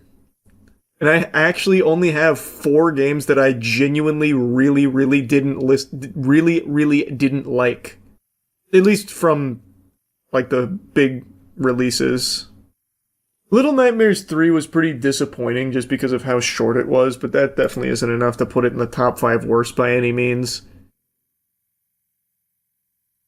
But it was pretty underwhelming. It wasn't made by the original Little Nightmares team, which explains it, but still. Kind of a shame. Skipped King of Meat. Did I? That's what I was looking for. Was King of Meat in here? Oh, you're right. It just doesn't even have its own Wikipedia. Imagine paying unfathomable amounts of money, no doubt 7 figures, for like a Mr. Beast dedicated video and all of like the streamer influencer marketing, and not even being big enough to have a Wikipedia page for your game. That's crazy. Wow. Definitely King of Meat, though, in the top 5 worst of the year. Not even objectively one of the worst games of the year, but very similar to like a Concord level failure where tons of money was clearly poured into this project only for it to be a complete colossal flop. So that definitely has to make it just for that reason. Oh, now I gotta go all the way back. Call of Duty Black Ops 7. Didn't play it. First Call of Duty I skipped in a long time because this shit just looked like ass. Oh, Let It Die. The new Let It Die game. That would probably... Man, maybe I should play some of these, like, absolutely terrible games just for the sake of this top 5. Because I know the new Let It Die game would definitely be on there. It's a pay-to-win disaster. We went over it on stream not long ago. I know if I played Let It Die or Killing Floor 3, they'd probably squeak out a spot on this. I think I should play both of these because I have no doubt they will both probably make it. Because if I don't, then my top 5 would include Assassin's Creed Shadow, which even though I personally didn't like it at all, I know that it's not an objectively worst game of the year for top 5. Let It Die Inferno is $25 and still filled to the brim with microtransactions? No way, right? I thought it was free. According to Metacritic, you only played 1 out of their 10 worst games, which was Mind's Eye. What were the other ones? That's crazy, I missed all of the big stinkers this year. Usually that's all I play. That's surprising. Second place was Blood of Marin. Or third place was Blood of Marin. Second place was Fire Emblem Mobile. The hell is Blood of Marin? Oh, this looks like my kind of bad game. Wait a minute. We might need to pivot here in a second.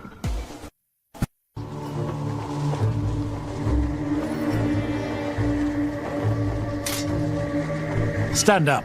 Now, I demand. It's my sworn code to end your life with a sword. Oh man, that's music to my ears. Yeah, we gotta do that. How long do you think it'll take to beat? I'm definitely not beating Blood of Marin. I'll tell you that much. I'll probably put like an hour into this puppy and it'll probably be enough to let me know if it's a top 5 worst game of the year. I then played through Blood of Marin and then Let It Die Inferno just to give them a fair shake and see if they were going to be a worse experience than Assassin's Creed Shadow. I'm not going to show you those playthroughs here. If you want to see the full playthroughs they're on my gaming channel, Moist Critical Gaming. That was fun. Does it make the top 5 list? I'll be honest, I don't think so. I had more fun playing that than I did Assassin's Creed Shadows.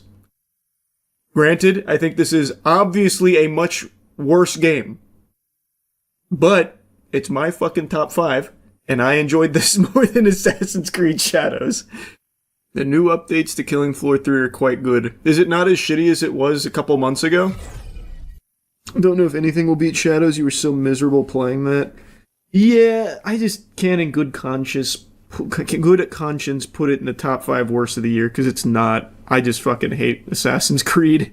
I hate that series so much. Alright, Let It Die Inferno. I actually played this when it came out originally, the first Let It Die, and it was enjoyable.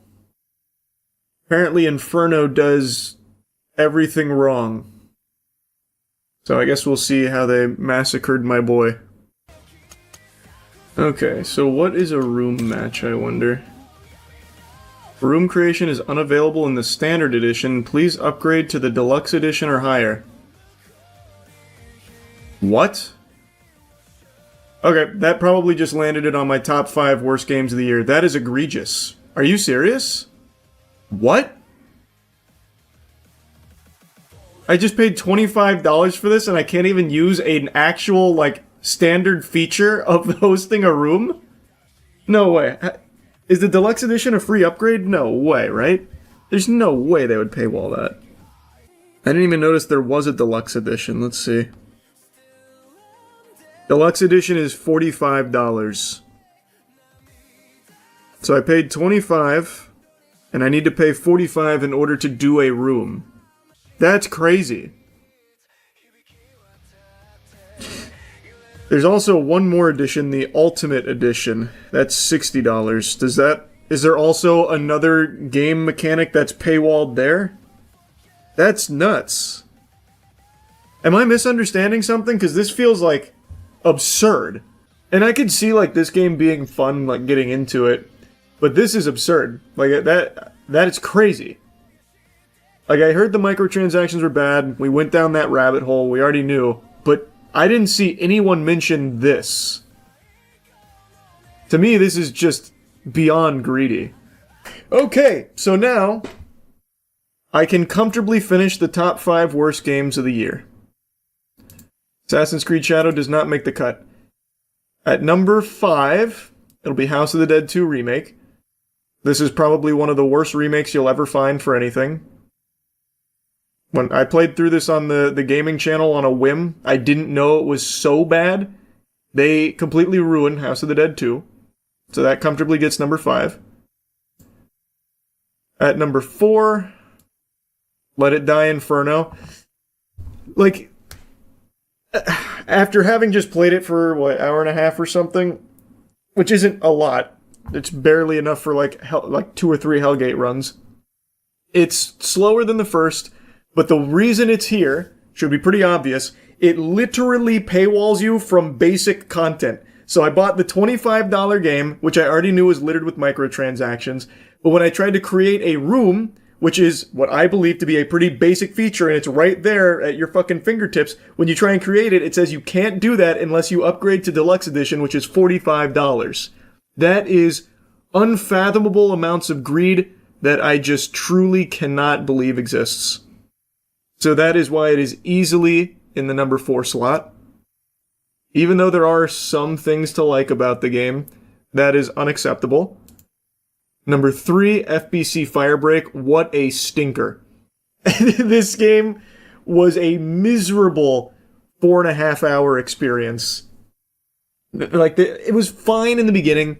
It's just like a very simple game. But within the first 30 minutes, you have seen and experienced everything this game has to offer. So FBC Firebreak is pretty easily there as well. Also, one of the first games that I played for the gaming channel, by the way, when I launched that. Number 2, King of Meat. King of Meat should be obvious. Even though I think like there is some fun to be had with the game if you and your buddies, you know, want to do something for a little bit as like a adventure together, you could maybe squeeze like half an hour of fun out of it. Maybe. But it's also a $30 game for what feels like a free-to-play mobile experience. And it is also a colossal flop on the level that the likes of which we haven't seen to this level since like Concord. Millions of dollars went into this, as well as marketing for this with Mr. Beast, influencers, and all kinds of shit, and ads out the wazoo, even like Discord orbs. And nobody played it. Peak player count of 320. Like, it's just a disaster across the board. And then number 1, a surprise to nobody, it's Mind's Eye. This game, there's not a single redeeming quality to this game. Everything that could go wrong with the game went wrong with this game, and Leslie, being as delusional as he is, made it even worse, put the actual bow on top of this shit package by just being a complete asshole about everyone who was criticizing it. The game just super sucks.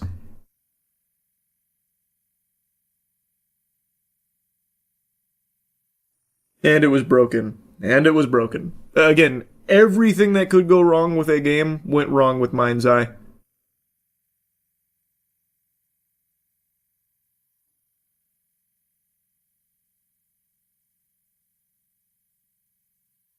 Hot take, Mind's Eye better than FBC Firebreak. That is a hot take, I disagree. As an FBC Firebreak hater, I can tell you confidently you're wrong. This game, you didn't play it then. I played this shit start to finish, and my god does it blow ass. He actually beat Mind's Eye, what a warrior. Hey, I'm no hero. I did it for the gaming channel, baby. Mind's Eye 2 will redeem it. Hey, I actually wouldn't put it past Leslie to try and make a Mind's Eye 2. I genuinely think there is a non-zero chance he actually tries a Mind's Eye 2. They had the gall to put out DLC for Mind's Eye only like a month ago, by the way. For all zero Mind's Eye enthusiasts. The protagonist VA did an okay job, though. I feel bad for whoever plays the main character here. I said it during the game, too. Like, that guy is trying, and I know he also got shafted with Mafia 3 as well. He's a talented performer. But whoever his agent is, he needs to dump ASAP, because they are choosing some shit for him. Don't you want to know what happens to Jacob Diaz? Is that the name of the main character in Mind's Eye? I couldn't even tell you. Oh yeah, Jacob Diaz. I don't even... The only thing I remember about it is when the fucking aliens come into the fold. I actually lost my mind when they brought in, like, the interdimensional being aspect of the story. What's the big difference between AI and my height? AI is still growing.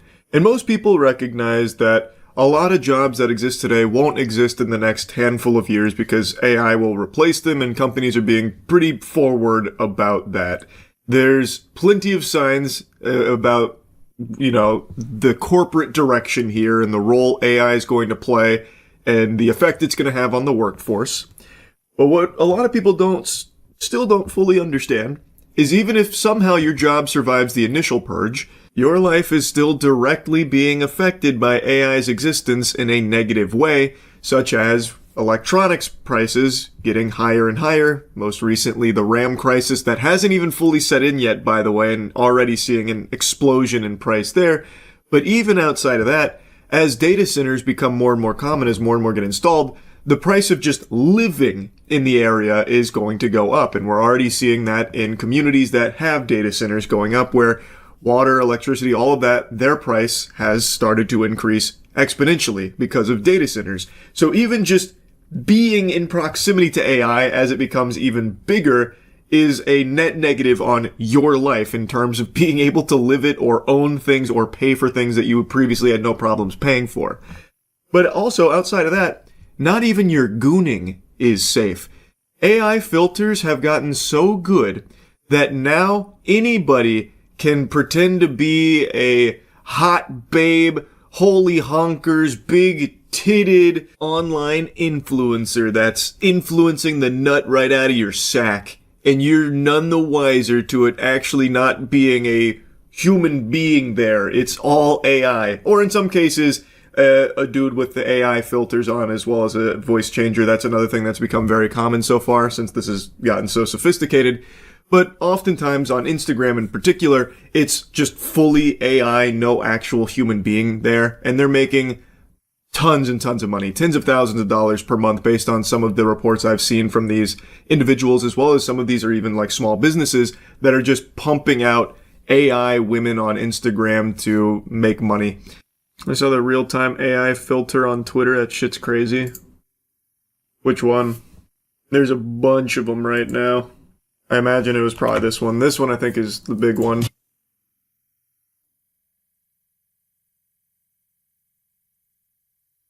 You're gonna be squeezing your hog to this pretty soon, and you'll never even know. Meanwhile, our boy here's gonna be raking in all the doubloons. But this is big now. I've seen quite a few of these. Still very easy to tell, though. Not really. Not at all, actually. Imagine just in a small face cam on stream, you would have no idea this would be an AI avatar. He will absolutely just be using an AI voice filter. You'd have no clue. You'd have to really, really, really be getting into the weeds of it to try and spot anything. It's very, very tough. My 50-year-old coworker subbed to like 6 OnlyFans girls. This will destroy him. I'm pretty sure it's bannable on OnlyFans to do AI creators there, but if you just shit out like 100 of them, it doesn't matter how many get banned as long as you can just have a few of them last long enough to get the money out of it. It's really big on Instagram right now. AI Instagram influencers are making tons of money. Like, here's one of them that has 550k, Emily Pellegrini. But this one is at least disclosing that it's an AI influencer. Some of the other really successful ones don't do that.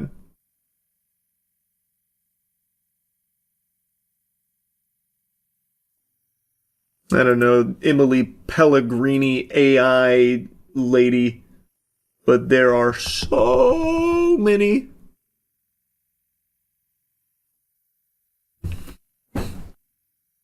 Kind of obvious that it's AI, right? To some people. And in some ways, but not all the time. This one will absolutely be hard for people to find out. And in some of the other videos I saw of this, the hair moves like 1-to-1. It's like really very difficult. Especially when you consider that the way this will be used is just on like normal streams or like TikTok lives where it's going to be much tougher. Dolan made a video on an AI music artist that signed a $3 million deal. I know, I covered that same story. And it's not a music artist, by the way. That implies that there's like an actual art to it. It's just AI drivel. Signed a $3 million record deal. I went to a marketing conference and AI influencers are going to kill influencer jobs. All the big brands will just make a character do whatever they want. It won't happen overnight, but that is something I've talked about as well. Why would a brand even work with a human being for like a brand deal? It's expensive and you can't control everything they say or how they talk about it. A brand will most likely just invest like very tiny amount of resources, like a matter of $100 or $200 to just do an AI avatar to promote their product. Absolutely. That is definitely coming soon. Yeah, they're already doing that. It's fucked. Who's doing that right now? Give me a brand. I want to check it out. I didn't know it had already started. The only ones I know are the TikTok AI influencer farms that I was just briefly mentioning, where they just have AI like this endlessly on loop shilling products. Oh, that's what you're talking about, the AI live sellers. Yeah. I know about that. I thought you were talking... I'm talking about like big brands are going to do it too. Like, I think Coke will probably be one of the first ones to do that. Coke loves their AI-generated ads. I'm sure they'll just start partnering with... I'm sure they will stop partnering with any real people for their advertising. They'll just do AI for it. Here's an article, though, on the AI live sellers. I don't know if it has the collage that I've been trying to find. Wow, what is this fucking URL link? Holy shit. AI virtual sales avatars are transforming live stream e-commerce by outperforming humans with 24/7 real-time demonstrations and higher conversion rates. AI-powered tools grow more sophisticated. Concerns about job security among workers have been rising. However, certain professions still appear to be safe, like sales, where the human touch, charisma, and conversational skills remain essential. Sales domain, nonetheless, might be experiencing a transformative phase. In China, AI-powered avatars are increasingly being leveraged for product sales over live streams, as reported by Wired. Notably, these virtual entities are beginning to surpass their human counterparts in performance. Case in point is Japanese electronics firm Brother, which has adopted virtual salespeople in China, where live streams serve as a popular and effective vehicle for product sales. Within just 2 hours of deployment, Brother's AI avatar secured 2,500 in printer sales, representing a 30% enhancement over traditional live stream sales. These avatars are crafted by Shanghai's marketing agency Pilter Firm and have been unleashed across significant e-commerce platforms like Taobao and Pinduoduo, where they promote an array of products from office devices to typical consumer goods. This is a bit of an older article, I imagine. Yeah, 2025, August.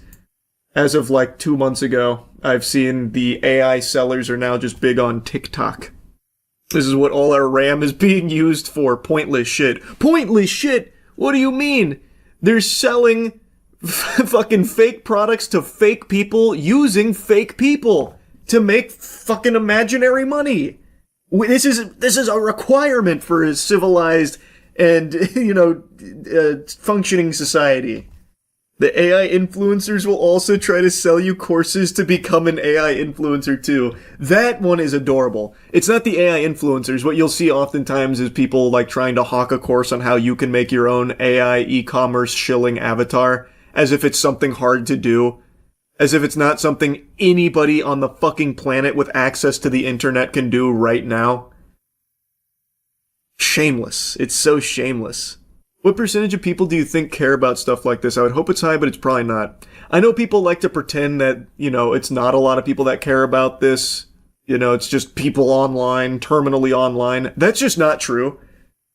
Your average everyday layman is not thrilled about this shit either, because it is literally directly affecting people's lives right now. My mom and dad are like the least online people imaginable. My mom, I went to dinner with them tonight. My mom was even talking about how, like, she just recently learned how to scan things to get rid of her fax machine. These are not online people, but one thing that we always bring up when we talk is about how fucking terrified they are of AI and how much they hate AI.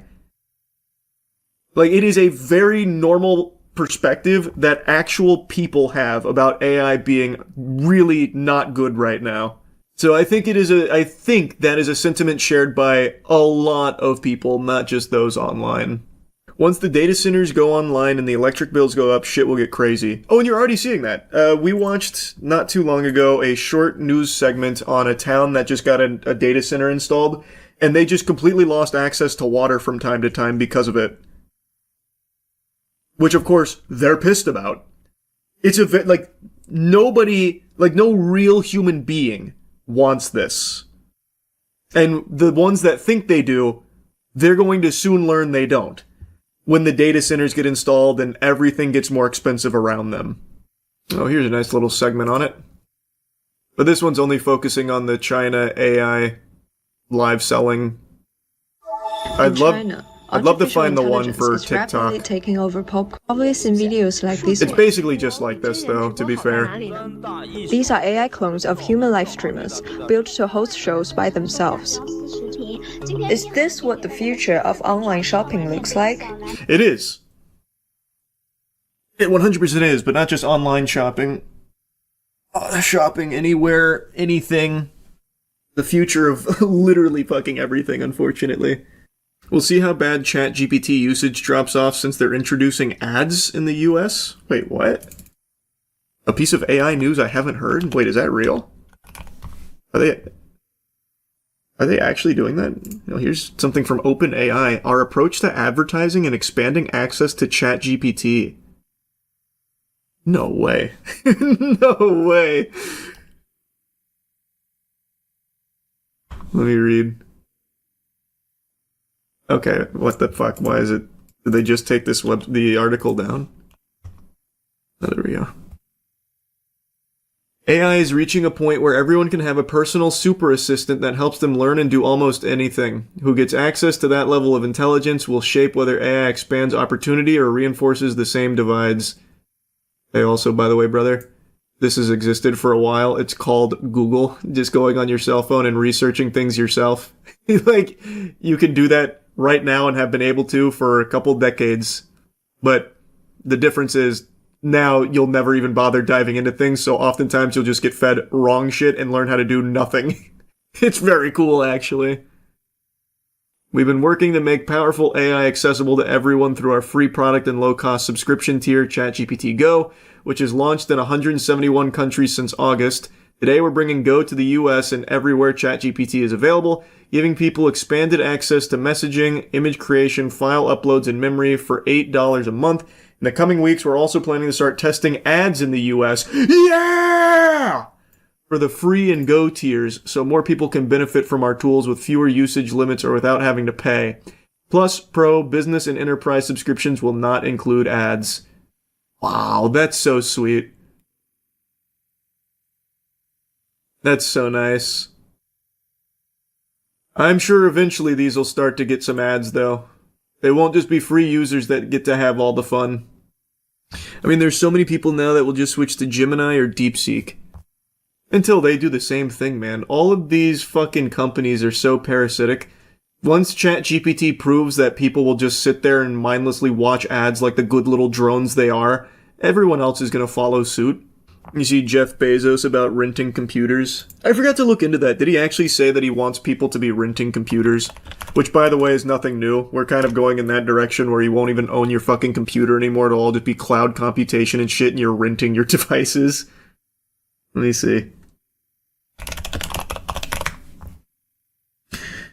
I see a bunch of articles on it. That's not going to laugh. Jeff Bezos believes AI will force you to rent your PC from the cloud, and the RAM crisis is accelerating it. Yippee! Renting computers! You can't even own them now! NZXT already offers computers for rent. Oh, I know, that's why I said this is nothing new. Pitching local PCs for subscription-based cloud computing. In an interview with the New York Times, Bezos talks about how AI is the main focus at Amazon. Shocked! I'm shocked! That's hardly a surprise, seeing as every company is doubling down on incorporating artificial intelligence into their products, apps, services, and more these days. But the real kicker comes in when Bezos mentioned a brewery he visited, and this company had to build its own power station to improve the efficiency of their brewery with electricity. Since there was no power grid, they had to build their own form of electricity.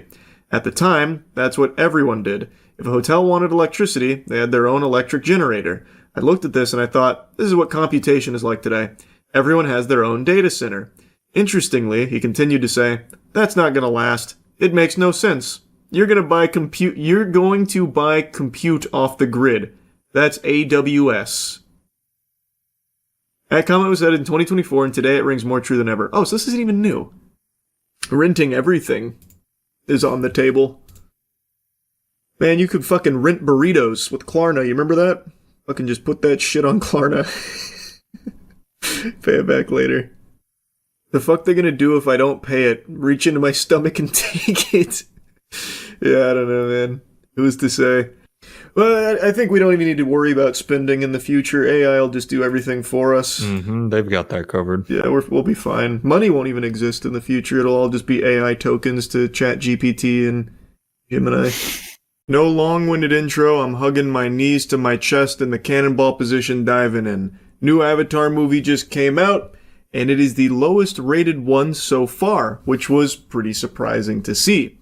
Now, I just got back from it. It's 3:30 a.m. The long movie, I saw it at 10:45 p.m., and I'm going to go on a little tangent real quick. I already said no long-winded intro, but I'm immediately sinning because I have to just complain about how long previews are. I've made a habit out of timing each experience with previews before a film. On average, it's about 21 minutes worth of previews before the movie starts. In rare cases, I've had it go up to like 26, 28, and even one time 30. This time around, though, this rodeo lasted quite a while because they had like an extended preview. I felt like I was watching a whole nother movie for The Odyssey.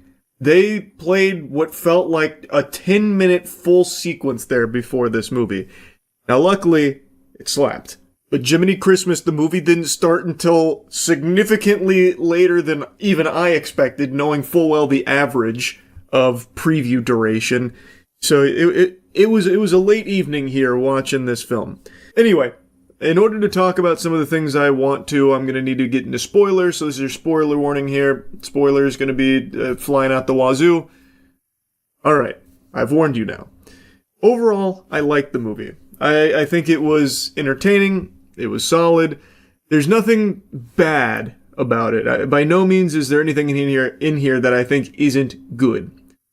But honestly, I think it does deserve to be the lowest rated in the franchise right now, and I'll tell you why. My biggest complaint. This movie is extremely safe. Not only is it extremely safe, but it is extremely derivative of the previous two films. It doesn't introduce any new thematic elements or anything, and it borrows heavily from the first and especially the second.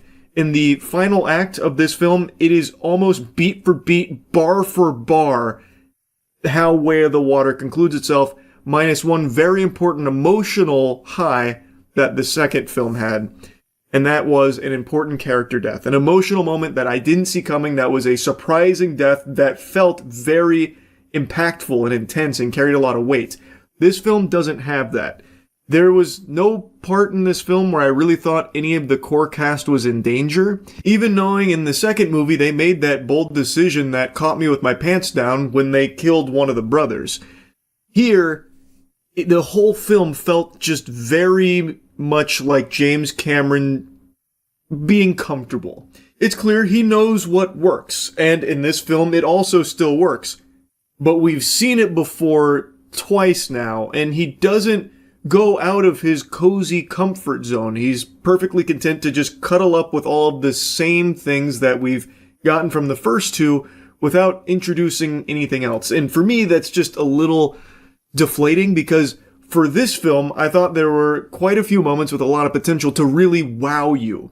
And I thought that's what this would be going into it, given where Way of Water stops. I thought there was going to be like really, high stakes, big, bold chances taken with this movie, and it's just not. I expected this film to focus on fire, the same way that the second film focused on water, and I thought that was gonna be like super hype, and we'd see a lot of like new creatures, a lot of like new imaginative things about this world.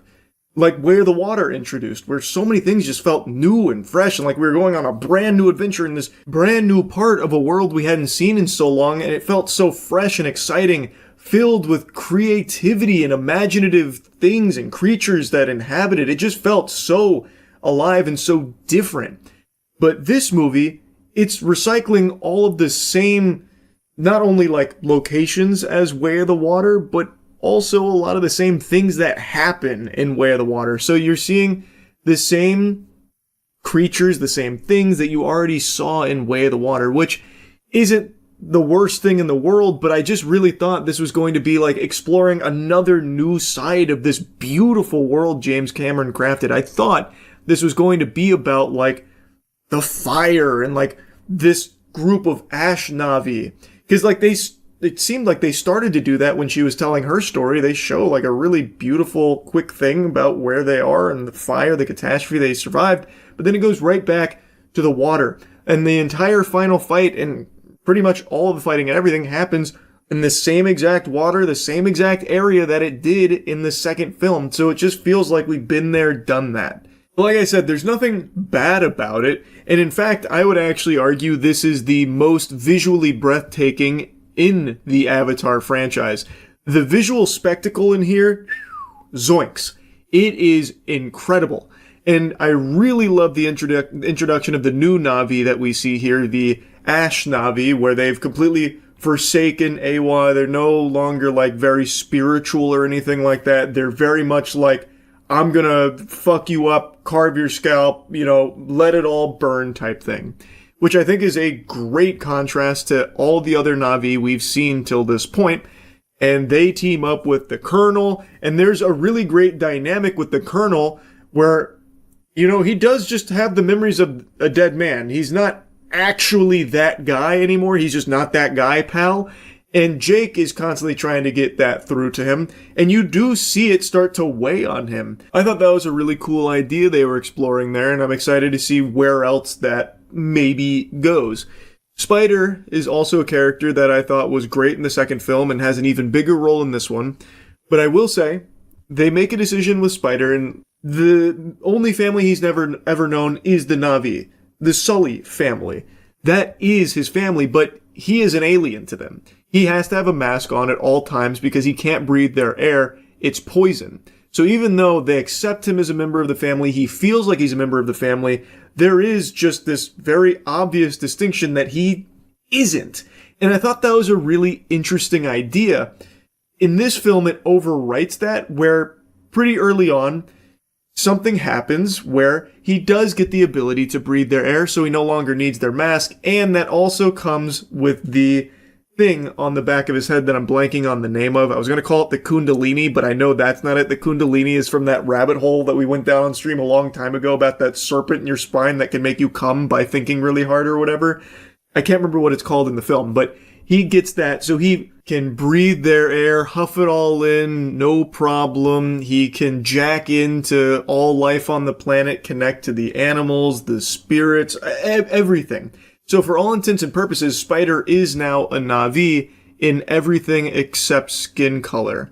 Which in and of itself is a cool idea, and I think it is a natural progression of the character, but I really liked what I thought Way of Water was setting up for him, where the idea is, you don't have to look like your family, or you don't have to be able to do all the things that your family can do to still be a member of the family. I thought that was going to be an interesting thing that they play around with, but here they do kind of abandon that, and he is just a full Na'vi, basically. Which in and of itself has a lot of cool things about it, so I don't have like a huge issue with the direction or anything like that, but I don't know, I think it would have just hit harder if it didn't end up going kind of similarly to how Jake Sully did, where he does just become a Na'vi.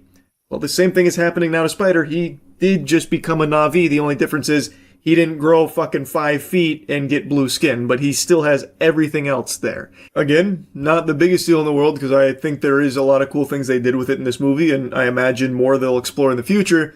I just feel like it would have been really interesting if they didn't. Instead of him just becoming a Na'vi, he could still just be that family member that happens to be a human. And that is a really interesting dynamic to play with that I thought they did really well with in Way of Water. Anyway, though, I want to get back to the things I like there. I already pointed out the Colonel is one of the highlights for me, but right behind the Colonel for standouts is Varong. She is the leader of the Ash Na'vi here, and also becomes the main love interest to the Colonel. And I think that's a really interesting thing that they explore there, because he, has been established as someone looking to really fuck up the Na'vi. He is still on Team Human and will do anything that they order him to. They say jump, he asks how high, yet he has legitimate feelings for Varong and actually fights with her and for her, defends her when the general tries to force them out, calling them savages and stuff. So it's a really interesting thing to see, he's forming connections now with the Na'vi through Varong and the Ash Na'vi. I think her character is great. She is to the Ash Na'vi what Jake Sully is to the rest of the Na'vi. She is a fierce warrior. She is brutal. She loves guns and fire, loves to burn things to the ground, and tells the story of how she got there to the Colonel, where after a catastrophe, her and her people were starving, so they cried out for assistance, praying for help from Awa. Nothing ever came. They felt Awa abandoned them, so they abandoned Awa. And she leads them, she saves them, and now she is the one that is keeping them all alive and doing everything she can to ensure their survival. And I really appreciate they didn't make her just an unhinged lunatic. Yeah, she does a lot of fucked up things, but she is still very much grounded in that she doesn't just randomly start slaughtering people for no reason, just a loose cannon. She does do smart strategy and tactics. She's not just crazy. She is ruthless, but she's not insane and stupid or anything like that. They do a great job of walking the line between her brutality and still her being a legitimate thinking being that's not just one-dimensional. Also, I want to make a special mention for the action. I think all of the Avatar movies have really great action. This one is no exception. I think the action here is spectacular. I think James Cameron always does a great job with it, and Fire and Ash has wonderful action. Probably the best in the franchise so far, I would say. I just think the Na'vi fighting the Ash Na'vi, every scene where they clash was really, really good. So, crushed it in that department. I will say, though, the catalyst for a lot of the action that happens seems to always be a member of the Sully family getting captured. I think that happened like fucking 5 times in this movie. Basically, anytime they turn around, someone's getting captured from their family and used as bait to spawn a fight. I feel like in the next couple of Avatar movies, maybe we should explore different means of getting a fight to occur that's not just getting captured. Because my god, it has happened a lot in these movies now. Like a fucking ton. But yeah, another thing, the music is great. I think most people are probably expecting good music in here, and you're going to get it. Like I said, it's a good movie, but I definitely think this is the weakest in the franchise so far, and that's solely because it's basically everything we've already gotten served to us again. But maybe for some people that's exactly what they want. It's entirely possible. Again, I was entertained. I also feel like the pacing of this film was really good. It never felt like it dragged, and I was never bored. It's a very, very long movie, but it truly didn't really feel like that. I thought James Cameron did a good job of keeping things, moving along, which was great.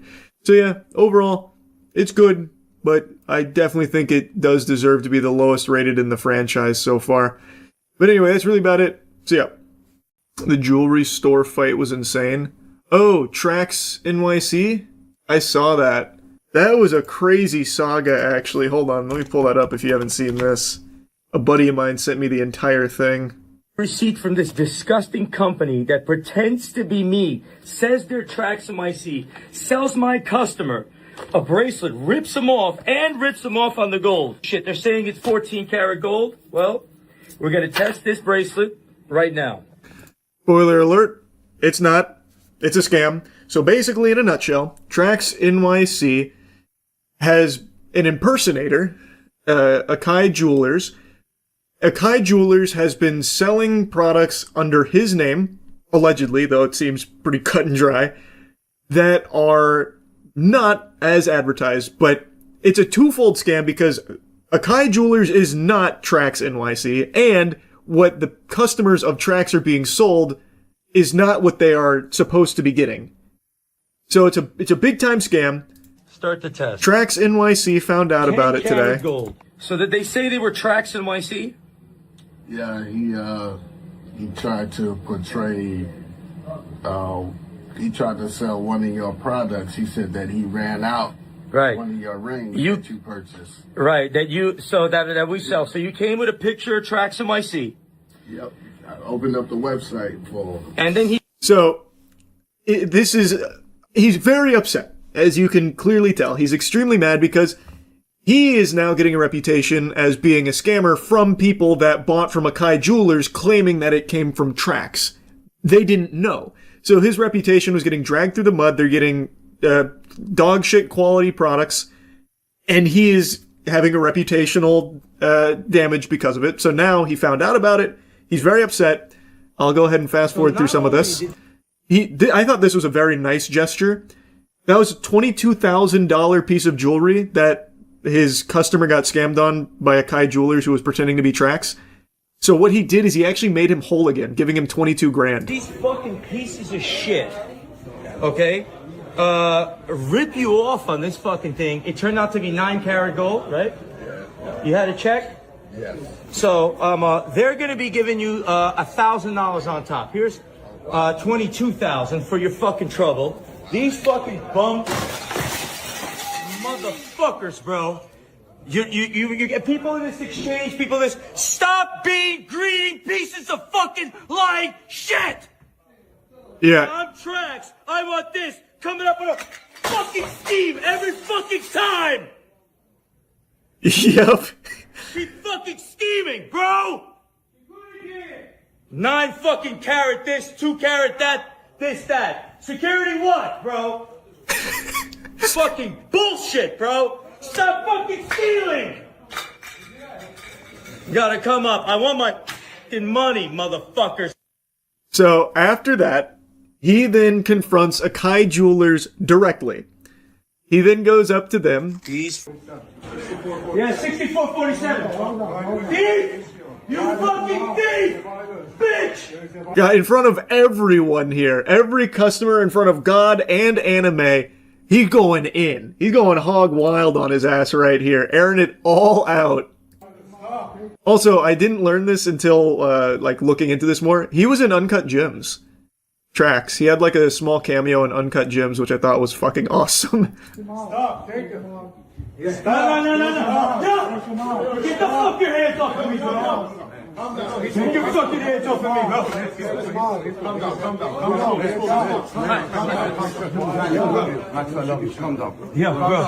Calm down. Calm down. So you think that's where it ends, right? Like, they escort him out, he got all his anger out, it bubbled over, that's the end of it, then maybe he takes legal matters into his own hands here, because, I mean, that's very clearly a lawsuit right there. He is being impersonated by this other jeweler, and his customers are being misled and even potentially scammed. But that's not it. They got into a fucking scuffle. Look at this. Oh, they wildin'. Oh my god. What happened? Oh, they wildin'. Oh my god. Oh, they wildin'. Oh my.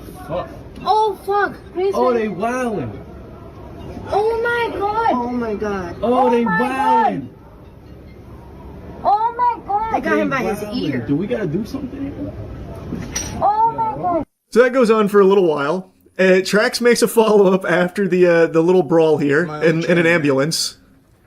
These Akai motherfuckers just try to strangle me with my own chain because I exposed what they did. Oh, they don't have the ambulance one in here? You know what I'm saying? They straight up fucking tried to strangle me with my chain like this. That's how angry these motherfuckers got because I showed what thieves they were. So, Akai tried to kill me, it's here. choke me with my own chain like this, strangle me, jump me, I'm in the hospital. If you're a lawyer who could help out, please DM me. All right, everything they did was so horrifying. So please send me a DM if you're a lawyer.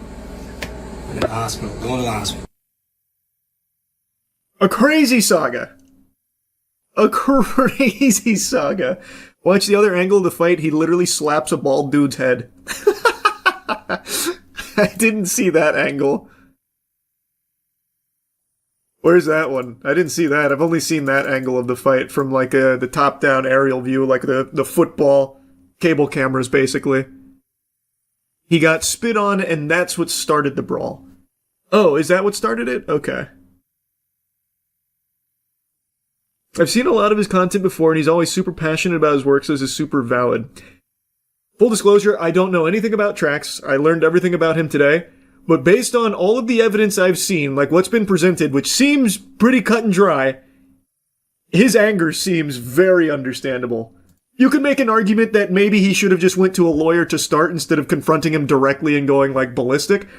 But I mean, if your reputation's being dragged through the mud without you even knowing about it because another company or another jeweler is copying you and selling fraudulent products, you're probably going to react pretty passionately. And this is a really good thing for Trax's brand, I think, because now this is blown up. Now everyone sees Trax, like, fighting for the customers that got scammed. He gave him 22 grand of his own money out of pocket to make him whole for someone else scamming him. Like, overall, like, it's a really good look for Trax. So while you could say, like, yeah, maybe, like, going up to him was too much, I think he's going to come out with a bigger W because of it. And it also shows Akai Jewelers looking extremely shitty, being confronted directly and getting their name out there for all of this too. If the chain was fake, it would have snapped. Well, I don't think it was necessarily him calling it fake. It wasn't what the customer was buying. It was supposed to be a certain amount of carats, which it wasn't, and it was supposed to be a certain type of gold, which it wasn't. That was the scam. Not that it was, like, all around fake. At least as I understand it, based on what he was showcasing. And, yeah, good point. Even if it was exactly what they said they were selling them, they did it under a false pretense. They were using Trax's name to sell it, which they are not associated with Trax. You can't do that. So, yeah, they'd still be in the wrong for that, too. And from what I can tell, it seems like he's had problems with them before. So this is not the first time something like this has happened. Go to Trax NYC's Twitter account. It has the slap. The bald-headed slap. Let me see. Bitch, you fucking bitch. Oh, damn. Oh my god. That spit was crazy. That was like a shotgun blast. He like bird shot at him. Fucking little bitch. You fucking bitch. Yo, don't fucking smack. Fuck out.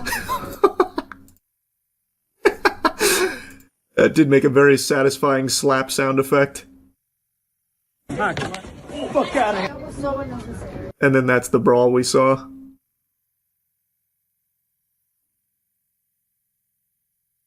Damn, man. You don't spit on a person. No, I mean, spitting on someone is literally the fucking assault off rip. So, I mean, to be fair, Trax didn't... He was not the one that started that. The guy spitting on him was. Yeah, it was crazy, man. I saw that earlier today. This whole saga was nuts. I'm very curious what Trax is going to do next, though. Like, I imagine he has to take it to, like, court now, right? To sue them? Because they're not going to give him, like, any, like, the money or anything. And even if they did, that doesn't fix what happened, right? So I imagine he has to take it, like, through the system next. Will he get in trouble now for physically fighting them? I don't know, man. I'm not a lawyer. But spitting, you can't spit on a person. It's assault. Or battery. I can't remember. Here, I'll just look it up. It's one or the other. Battery. Spitting on someone is considered battery. It is legally classified as battery, not assault. I knew it was one or the other. I couldn't recall. Damn, I didn't know that. Really? I thought most people knew that. You can't just spit on someone. Like, that's fucking disgusting shit. And that is literally... If you get spit on, you're starting a fight. No one is just going to take that spit and walk away. Well, I guess I wouldn't say no one. I guess in some circumstances people would, but for the most part, when you spit on someone, that is you starting a fight. Would have leaped that counter. He almost did, man. When he got spit on, he fucking threw that thing up, but the bodyguard pulled him away. He's literally ripping it up, and the bodyguard pulls him away. That man, he was about to get Goldberg speared by Trax. Play the clip one more time. Oh, for the slap. Yo, don't fucking... That does make such a nice, satisfying little donk sound there. I think it's staged. Oh, no, I don't think so either. At first, I could maybe seeing... When I first saw it, like, the first couple of clips, I thought maybe being performative.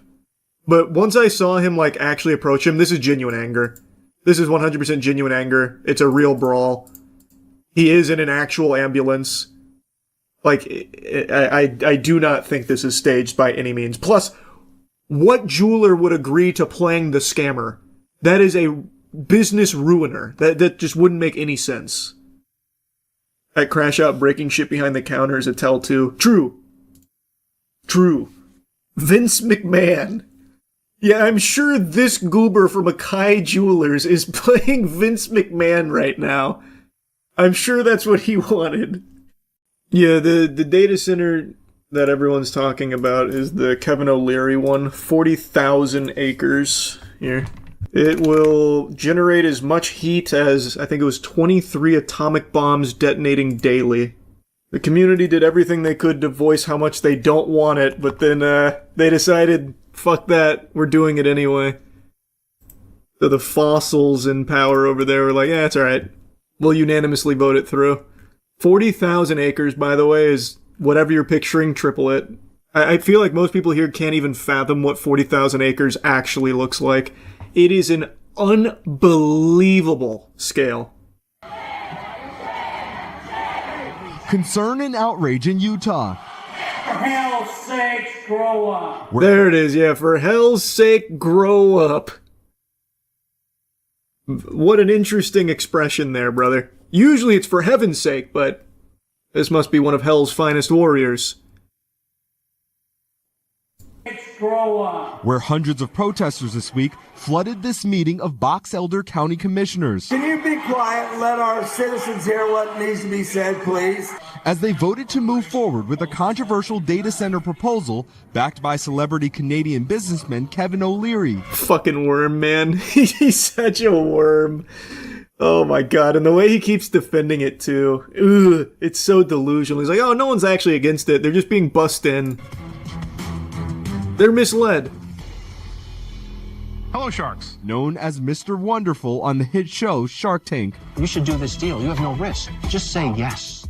O'Leary firing nice back leather at jacket. protesting criticism in this video posted on social media after the vote. I'm pretty aware of what these concerns are. They are around air, water use, heat. Sustainability is at the heart of what we do in terms of all these proposals. We're not just Utah. The Stratus Project is a plan to build a 40,000-acre... Kevin's Canadian, right?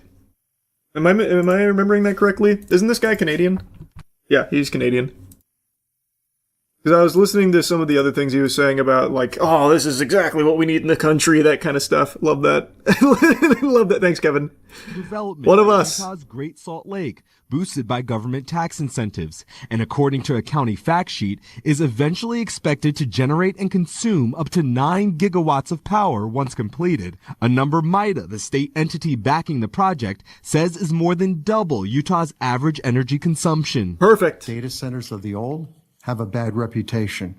They gobble up a lot of water, they use up your power, and then when they're all built, they don't employ many people. That's very true. I was actually just reading something about one of the larger data centers in the country. I believe it's a Meta data center. It had temp jobs, obviously, for the construction, which they always tout like, oh, it's so many new jobs to the local economy, so many new jobs for the community. It's great, that kind of thing. And then they checked in on that Meta data, I'm pretty sure it was Meta, data center like a year later.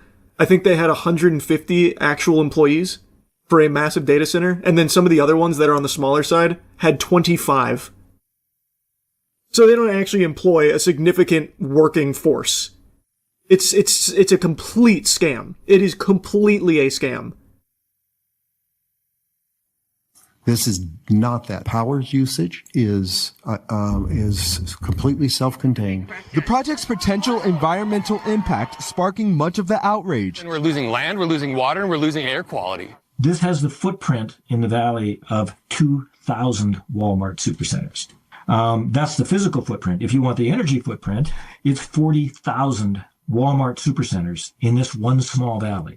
As plans for other large data centers proposed across the country have led to heated debate. Remove this person that's heckling. O'Leary now casting doubt on the pushback in Utah. We think over 90% of the protesters are actually not people that live in Utah or Box Elder County. They're being bussed in. By who? Who would bust them in? We have to fight this data center. Who? All of the rich people that would even be able to afford to do that are all gung-ho on these data centers, Kevin. It is solely for fucking goober demons like you to profit off of. So who the fuck would even be bussing them in? All of them are constantly lobbying for data centers. All of the rich people that would be able to afford 90% of these protesters being bussed across the country. So they wouldn't do that. It's all a scam. And it's painfully clear that the politicians don't actually care about, like, the people here. Outright denying them, then they leave after getting overwhelmingly booed for it so they can go unanimously pass it in private. It's such a sham. No one here in Utah wants it. The actual communities these data centers are built in do not want these things. They make it clear. Like, it's not like people are quiet about it. When data centers move in, they are constantly pushing back and fighting. But since all of these politicians are in the pockets of the people that are building it, they just force it through anyway. And then there are checkups, like there's been enough that have been around long enough that you do have data, so you can see the impact that it's had on some of the local communities where they've been there for a little while. It is significantly higher prices on energy, water, also reduced quality of water in certain ones that I've seen. Like, it is bad. It is genuinely horrible for the people there, and it gives them no benefit. Because again, they run so lean, they don't actually hire a lot of workers. One of the biggest ones in the country, again, I'm pretty sure it was Meta, only employs, I think, 150 full-time employees. Everything else was temp jobs. So you get nothing. You get actually nothing for this. It moves into your community, jacks up your prices, and fucks you in the face. Clean water is overrated. True. Give me the AI runoff sludge. That way I can drink it happily knowing that it was used to generate a picture of me in a bikini on Twitter. What are data centers used for? Genuinely everything around AI. Like, computing, everything. Like, it is a giant hub for all of it. So that way they can use the infrastructure so that they also sell that to, like, the military and things like that. That way they can utilize it. Oh yeah, I mean, it's not exclusively AI. Like, I know a lot of, like, cloud computation and stuff and storage, I know. But that's the bulk of it. The reason why we're experiencing the boom is AI. Data centers aren't like brand new, but the reason they're exploding like this is solely because of AI. We'll talk about the hantavirus in a little bit, but no, it's not. From everything I've read, I don't think there's a chance for it to be a pandemic or anything like that. It doesn't seem like it's conducive to that kind of spread. Very scary virus, though, in general. It's a scary thing. What's crazy is, genuinely, I think it was like 3 weeks ago, I was ranting and raving about how much I hate the idea of cruises. Oh, you know what? It was the Northern Lion Super Cruise. I was going on about how much I hate the idea of cruises. And look at how vindicated I am. I'm telling you, man. Cruises are fucking gross. That's just your irrational fear. It's not. I actually don't have a fear of cruises. I just hate the idea of it. It's just trash. It is genuinely being stranded on a floating prison. I hate the idea of it. And if there's anyone that gets sick, fucking everyone's getting sick. Poop cruise, norovirus, hantavirus, undiscovered viruses, plague. He hates whimsy. If it involves whimsy, he's out. Whimsy is not... That is the worst word to use to describe a cruise. What the fuck is whimsical about just endless gambling and buffets? And motion sickness. That's not whimsical. Speaking of cruises, ship with the contaminated people with viruses coming to port tomorrow. Is that tomorrow? Isn't a cruise ship like the best place for an outbreak to happen? Can't we just keep them there? You would think, but I guess not. I don't see why it needs to dock. Just fucking fly the materials that they need to survive in. Drop them off. I don't really see the necessity for docking. But whatever, I guess. Bill Gates wants round 2. Imagine Bill Gates was the one. Hey man, I guess it's possible. He could have been in there. What's the Disney Cruise stuff? What happened on Disney Cruise? Is that the norovirus outbreak? 'Cause I saw that one too. The Disney Cruise was them filming CSAM. What? What the fuck? How? What a week for cruises. Holy shit. Disney cruise ship staffers among 28 arrested in a massive child porn operation. Holy. Officers with U.S. Customs and Border Protection boarded 8 cruise ships between April 23rd and April 27th, interviewed 28 workers as part of an ongoing investigation. During the interviews, they confirmed 27 of the 28 individuals had either received, sent, possessed, or transported child pornography, according to the statement. Disney Cruise Line ship was among those that were boarded and where employees were detained in connection with the investigation. In a statement, a Disney Cruise Line spokesperson said the workers were no longer with the company. We have a zero-tolerance policy for this type of behavior and fully cooperated with law enforcement. No shit. Zero tolerance for crime? How strong, Disney? While the majority of these individuals were not from our cruise line, those who were are no longer with the company. Well, hopefully they're in jail. Hopefully they will be in the slammer for the rest of their life. Officials said they included 26 members from the Philippines, 1 from Portugal, and 1 from Indonesia. It wasn't Disney's fault, bro. It wasn't a Disney-sanctioned thing. It's what? Doesn't matter. Doesn't change the fact that it's a terrible thing and they are Disney employees. I don't think anyone's blaming Mickey Mouse directly for it. I'm not much of a sports guy anymore. The only sport I keep up with these days is professional slapping. But that being said, I still keep my finger to the pulse of any new sports on the come-up. And recently I was made aware of one for a farting competition, trying to really take over the sports scene and explode the same way slapping has, but this time exploding from the asshole of some very brave men who aren't afraid to go up on stage and fart in front of a crowd.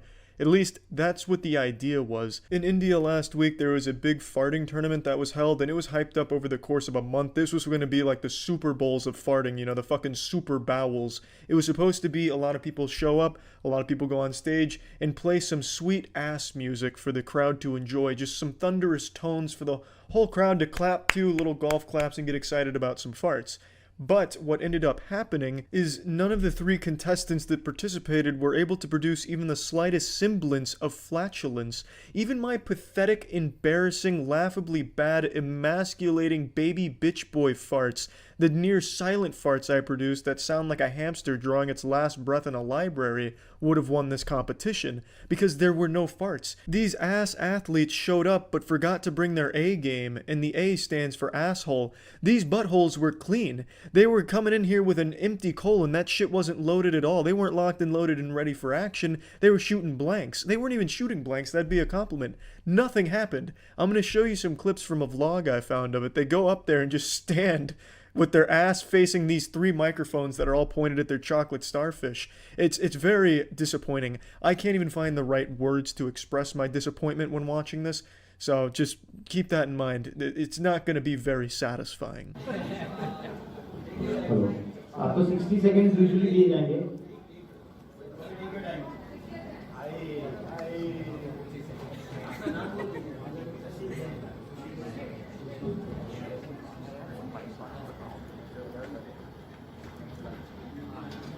So this is the first contestant, and it really sets the tone for the rest of the farting tournament. No one is even trying. He's clearly not taking it seriously. If you're going to participate in a farting tournament, commit. Go up there, and if you don't have to fart, then fucking force yourself to shit your pants. I don't care if you straight dookie everywhere and blast it into the microphone. Get some volume to your fart. Go up there and do more than just stand there, because that is the ultimate shame.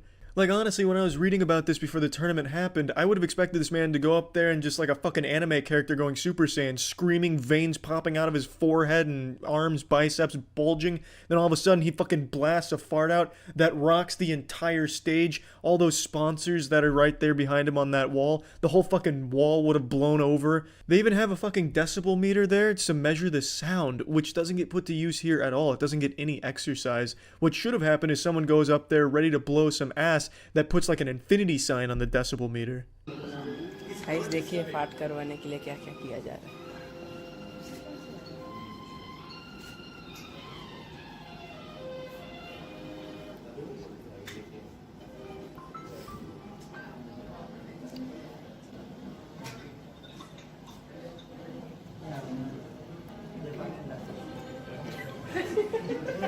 He even calls in for backup with his farting coach, who decides maybe turn him around because he might be fart shy, and even that doesn't work. He just ends up turned around standing in silence like out of the Blair Witch movie where everyone's too afraid to turn around and look at the Blair Witch behind him. On paper, it's a good idea. Hey, maybe his asshole muscles are just clenching up out of, nervousness in front of a crowd. Let's try turning him around and maybe it'll work. But it didn't. He still doesn't fart, and then he shuffles his way off stage getting laughed at.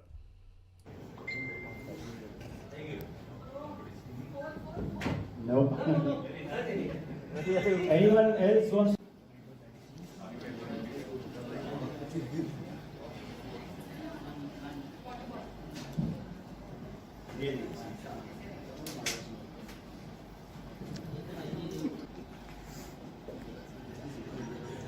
Okay. And that's the last contestant that participates in the tournament. I was expecting a huge tournament. I thought the turnout was going to be massive, fucking selling out a massive stadium, but it was really only like 25, 30, 50 people maybe. I even considered flying down there for it. I thought this was going to be a huge deal. This is my kind of sport, but luckily I decided not to. Plus I'm fucking terrified of flying anyway. But you know what I'm saying. This was supposed to be a big deal, and this is what we get. This sad little non-existent wet fart of a tournament. Like, come on now. At least if you can't fart and you have the dignity or the shamelessness to walk up on stage like you're going to fart to get everyone hype, at least surprise us. You might not fart, but maybe piss your pants. Like, hey, I didn't expect that. It's not a fart, but I can't exactly be mad because you're up there making an effort. I could give that an applause and maybe you would have won the tournament.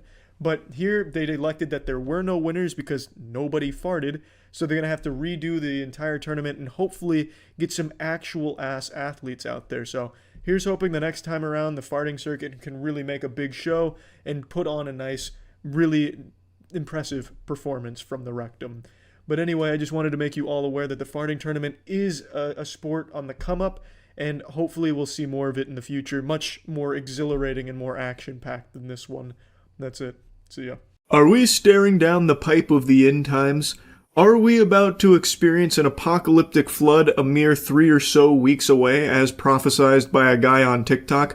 A chosen one, whom the Lord apparently dropped this patch note to with a little sneak peek, giving him a warning, and then also issuing him the noble task of building arks to save as many as possible. On the surface, it might sound silly that a lot of people are genuinely questioning if this prophecy is going to come true, much like the last doomsday TikTok prediction.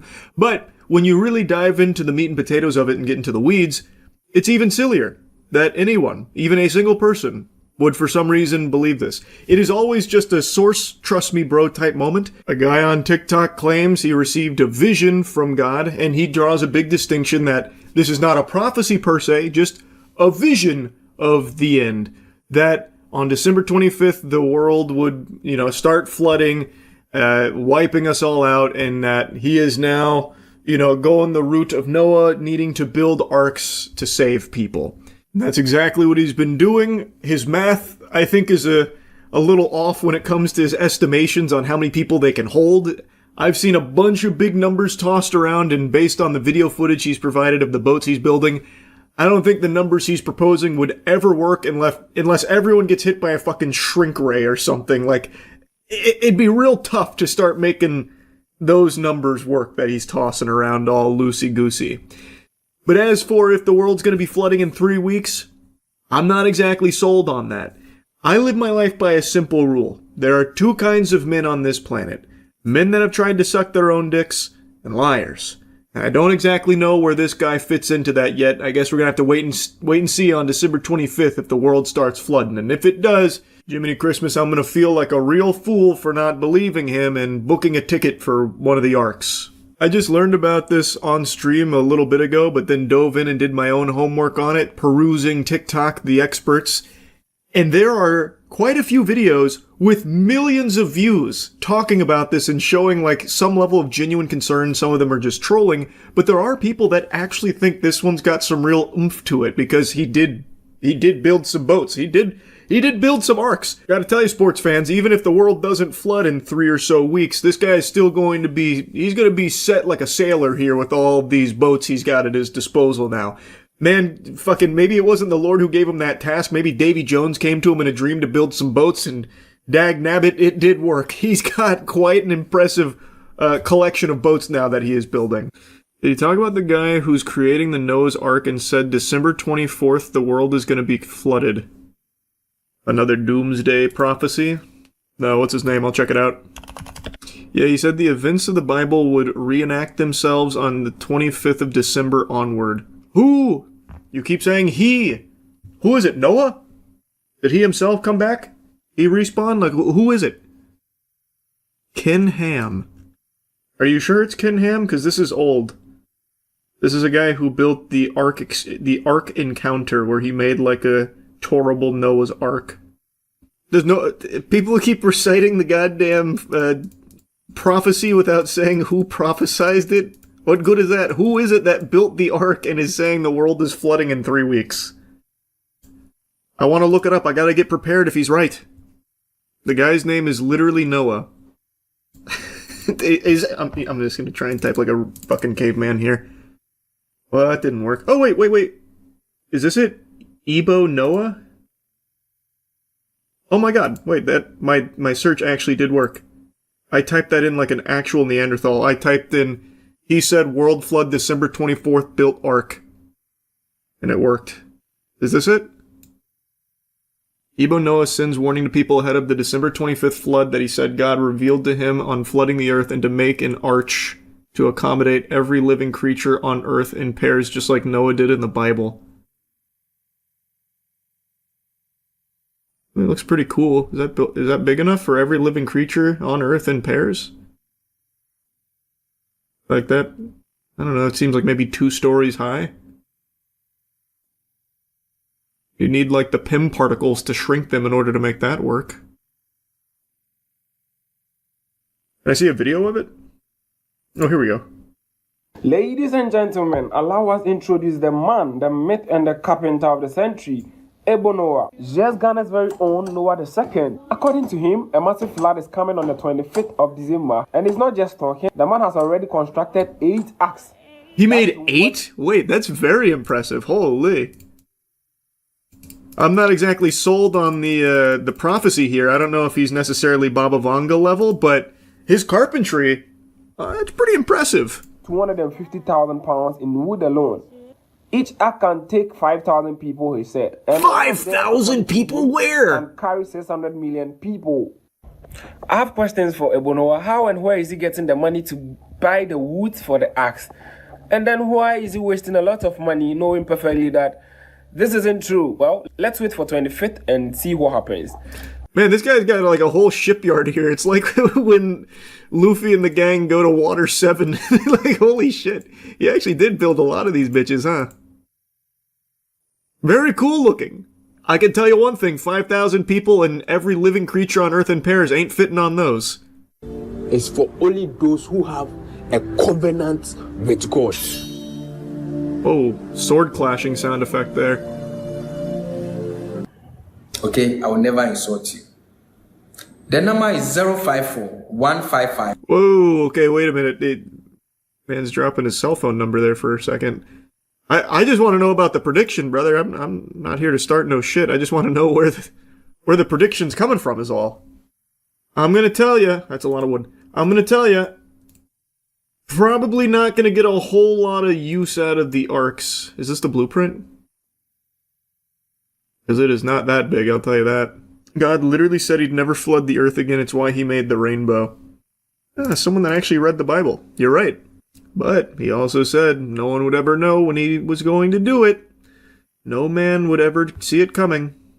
I am curious if, this happens all the time now with, doomsday prophecies, and people do believe it. But I wonder in this case how many people actually think the world is flooding in 3 weeks. And if there's a lot of people right now booking flights to Ghana to get on his arcs. I'd be very interested to know. I can't imagine it's like a ton of people. But even just a handful would be fascinating. Maybe you're just trying to start a boat business and this is the hook. What a banger marketing scheme that would be. I had this dream about the world flooding, so I built these boats. Didn't flood. But now I'm selling these boats. You too can own your own ark. Why not just get some of the boats that already exist? No, what? Boats that already exist? Those aren't arcs, brother. What are you talking about? No. Seems like it's becoming even more common now for easy TikTok views to just start making doomsday predictions now because people will actually believe it for some reason. But I will say, those boats look pretty cool. Like, they seem like high-quality vessels. Don't know if they're going to get much of a workout when it comes to, like, a global flood or anything, but I bet they'd be a lot of fun to take out for a spin regardless. Anyway, though, that's really about it. So, yeah.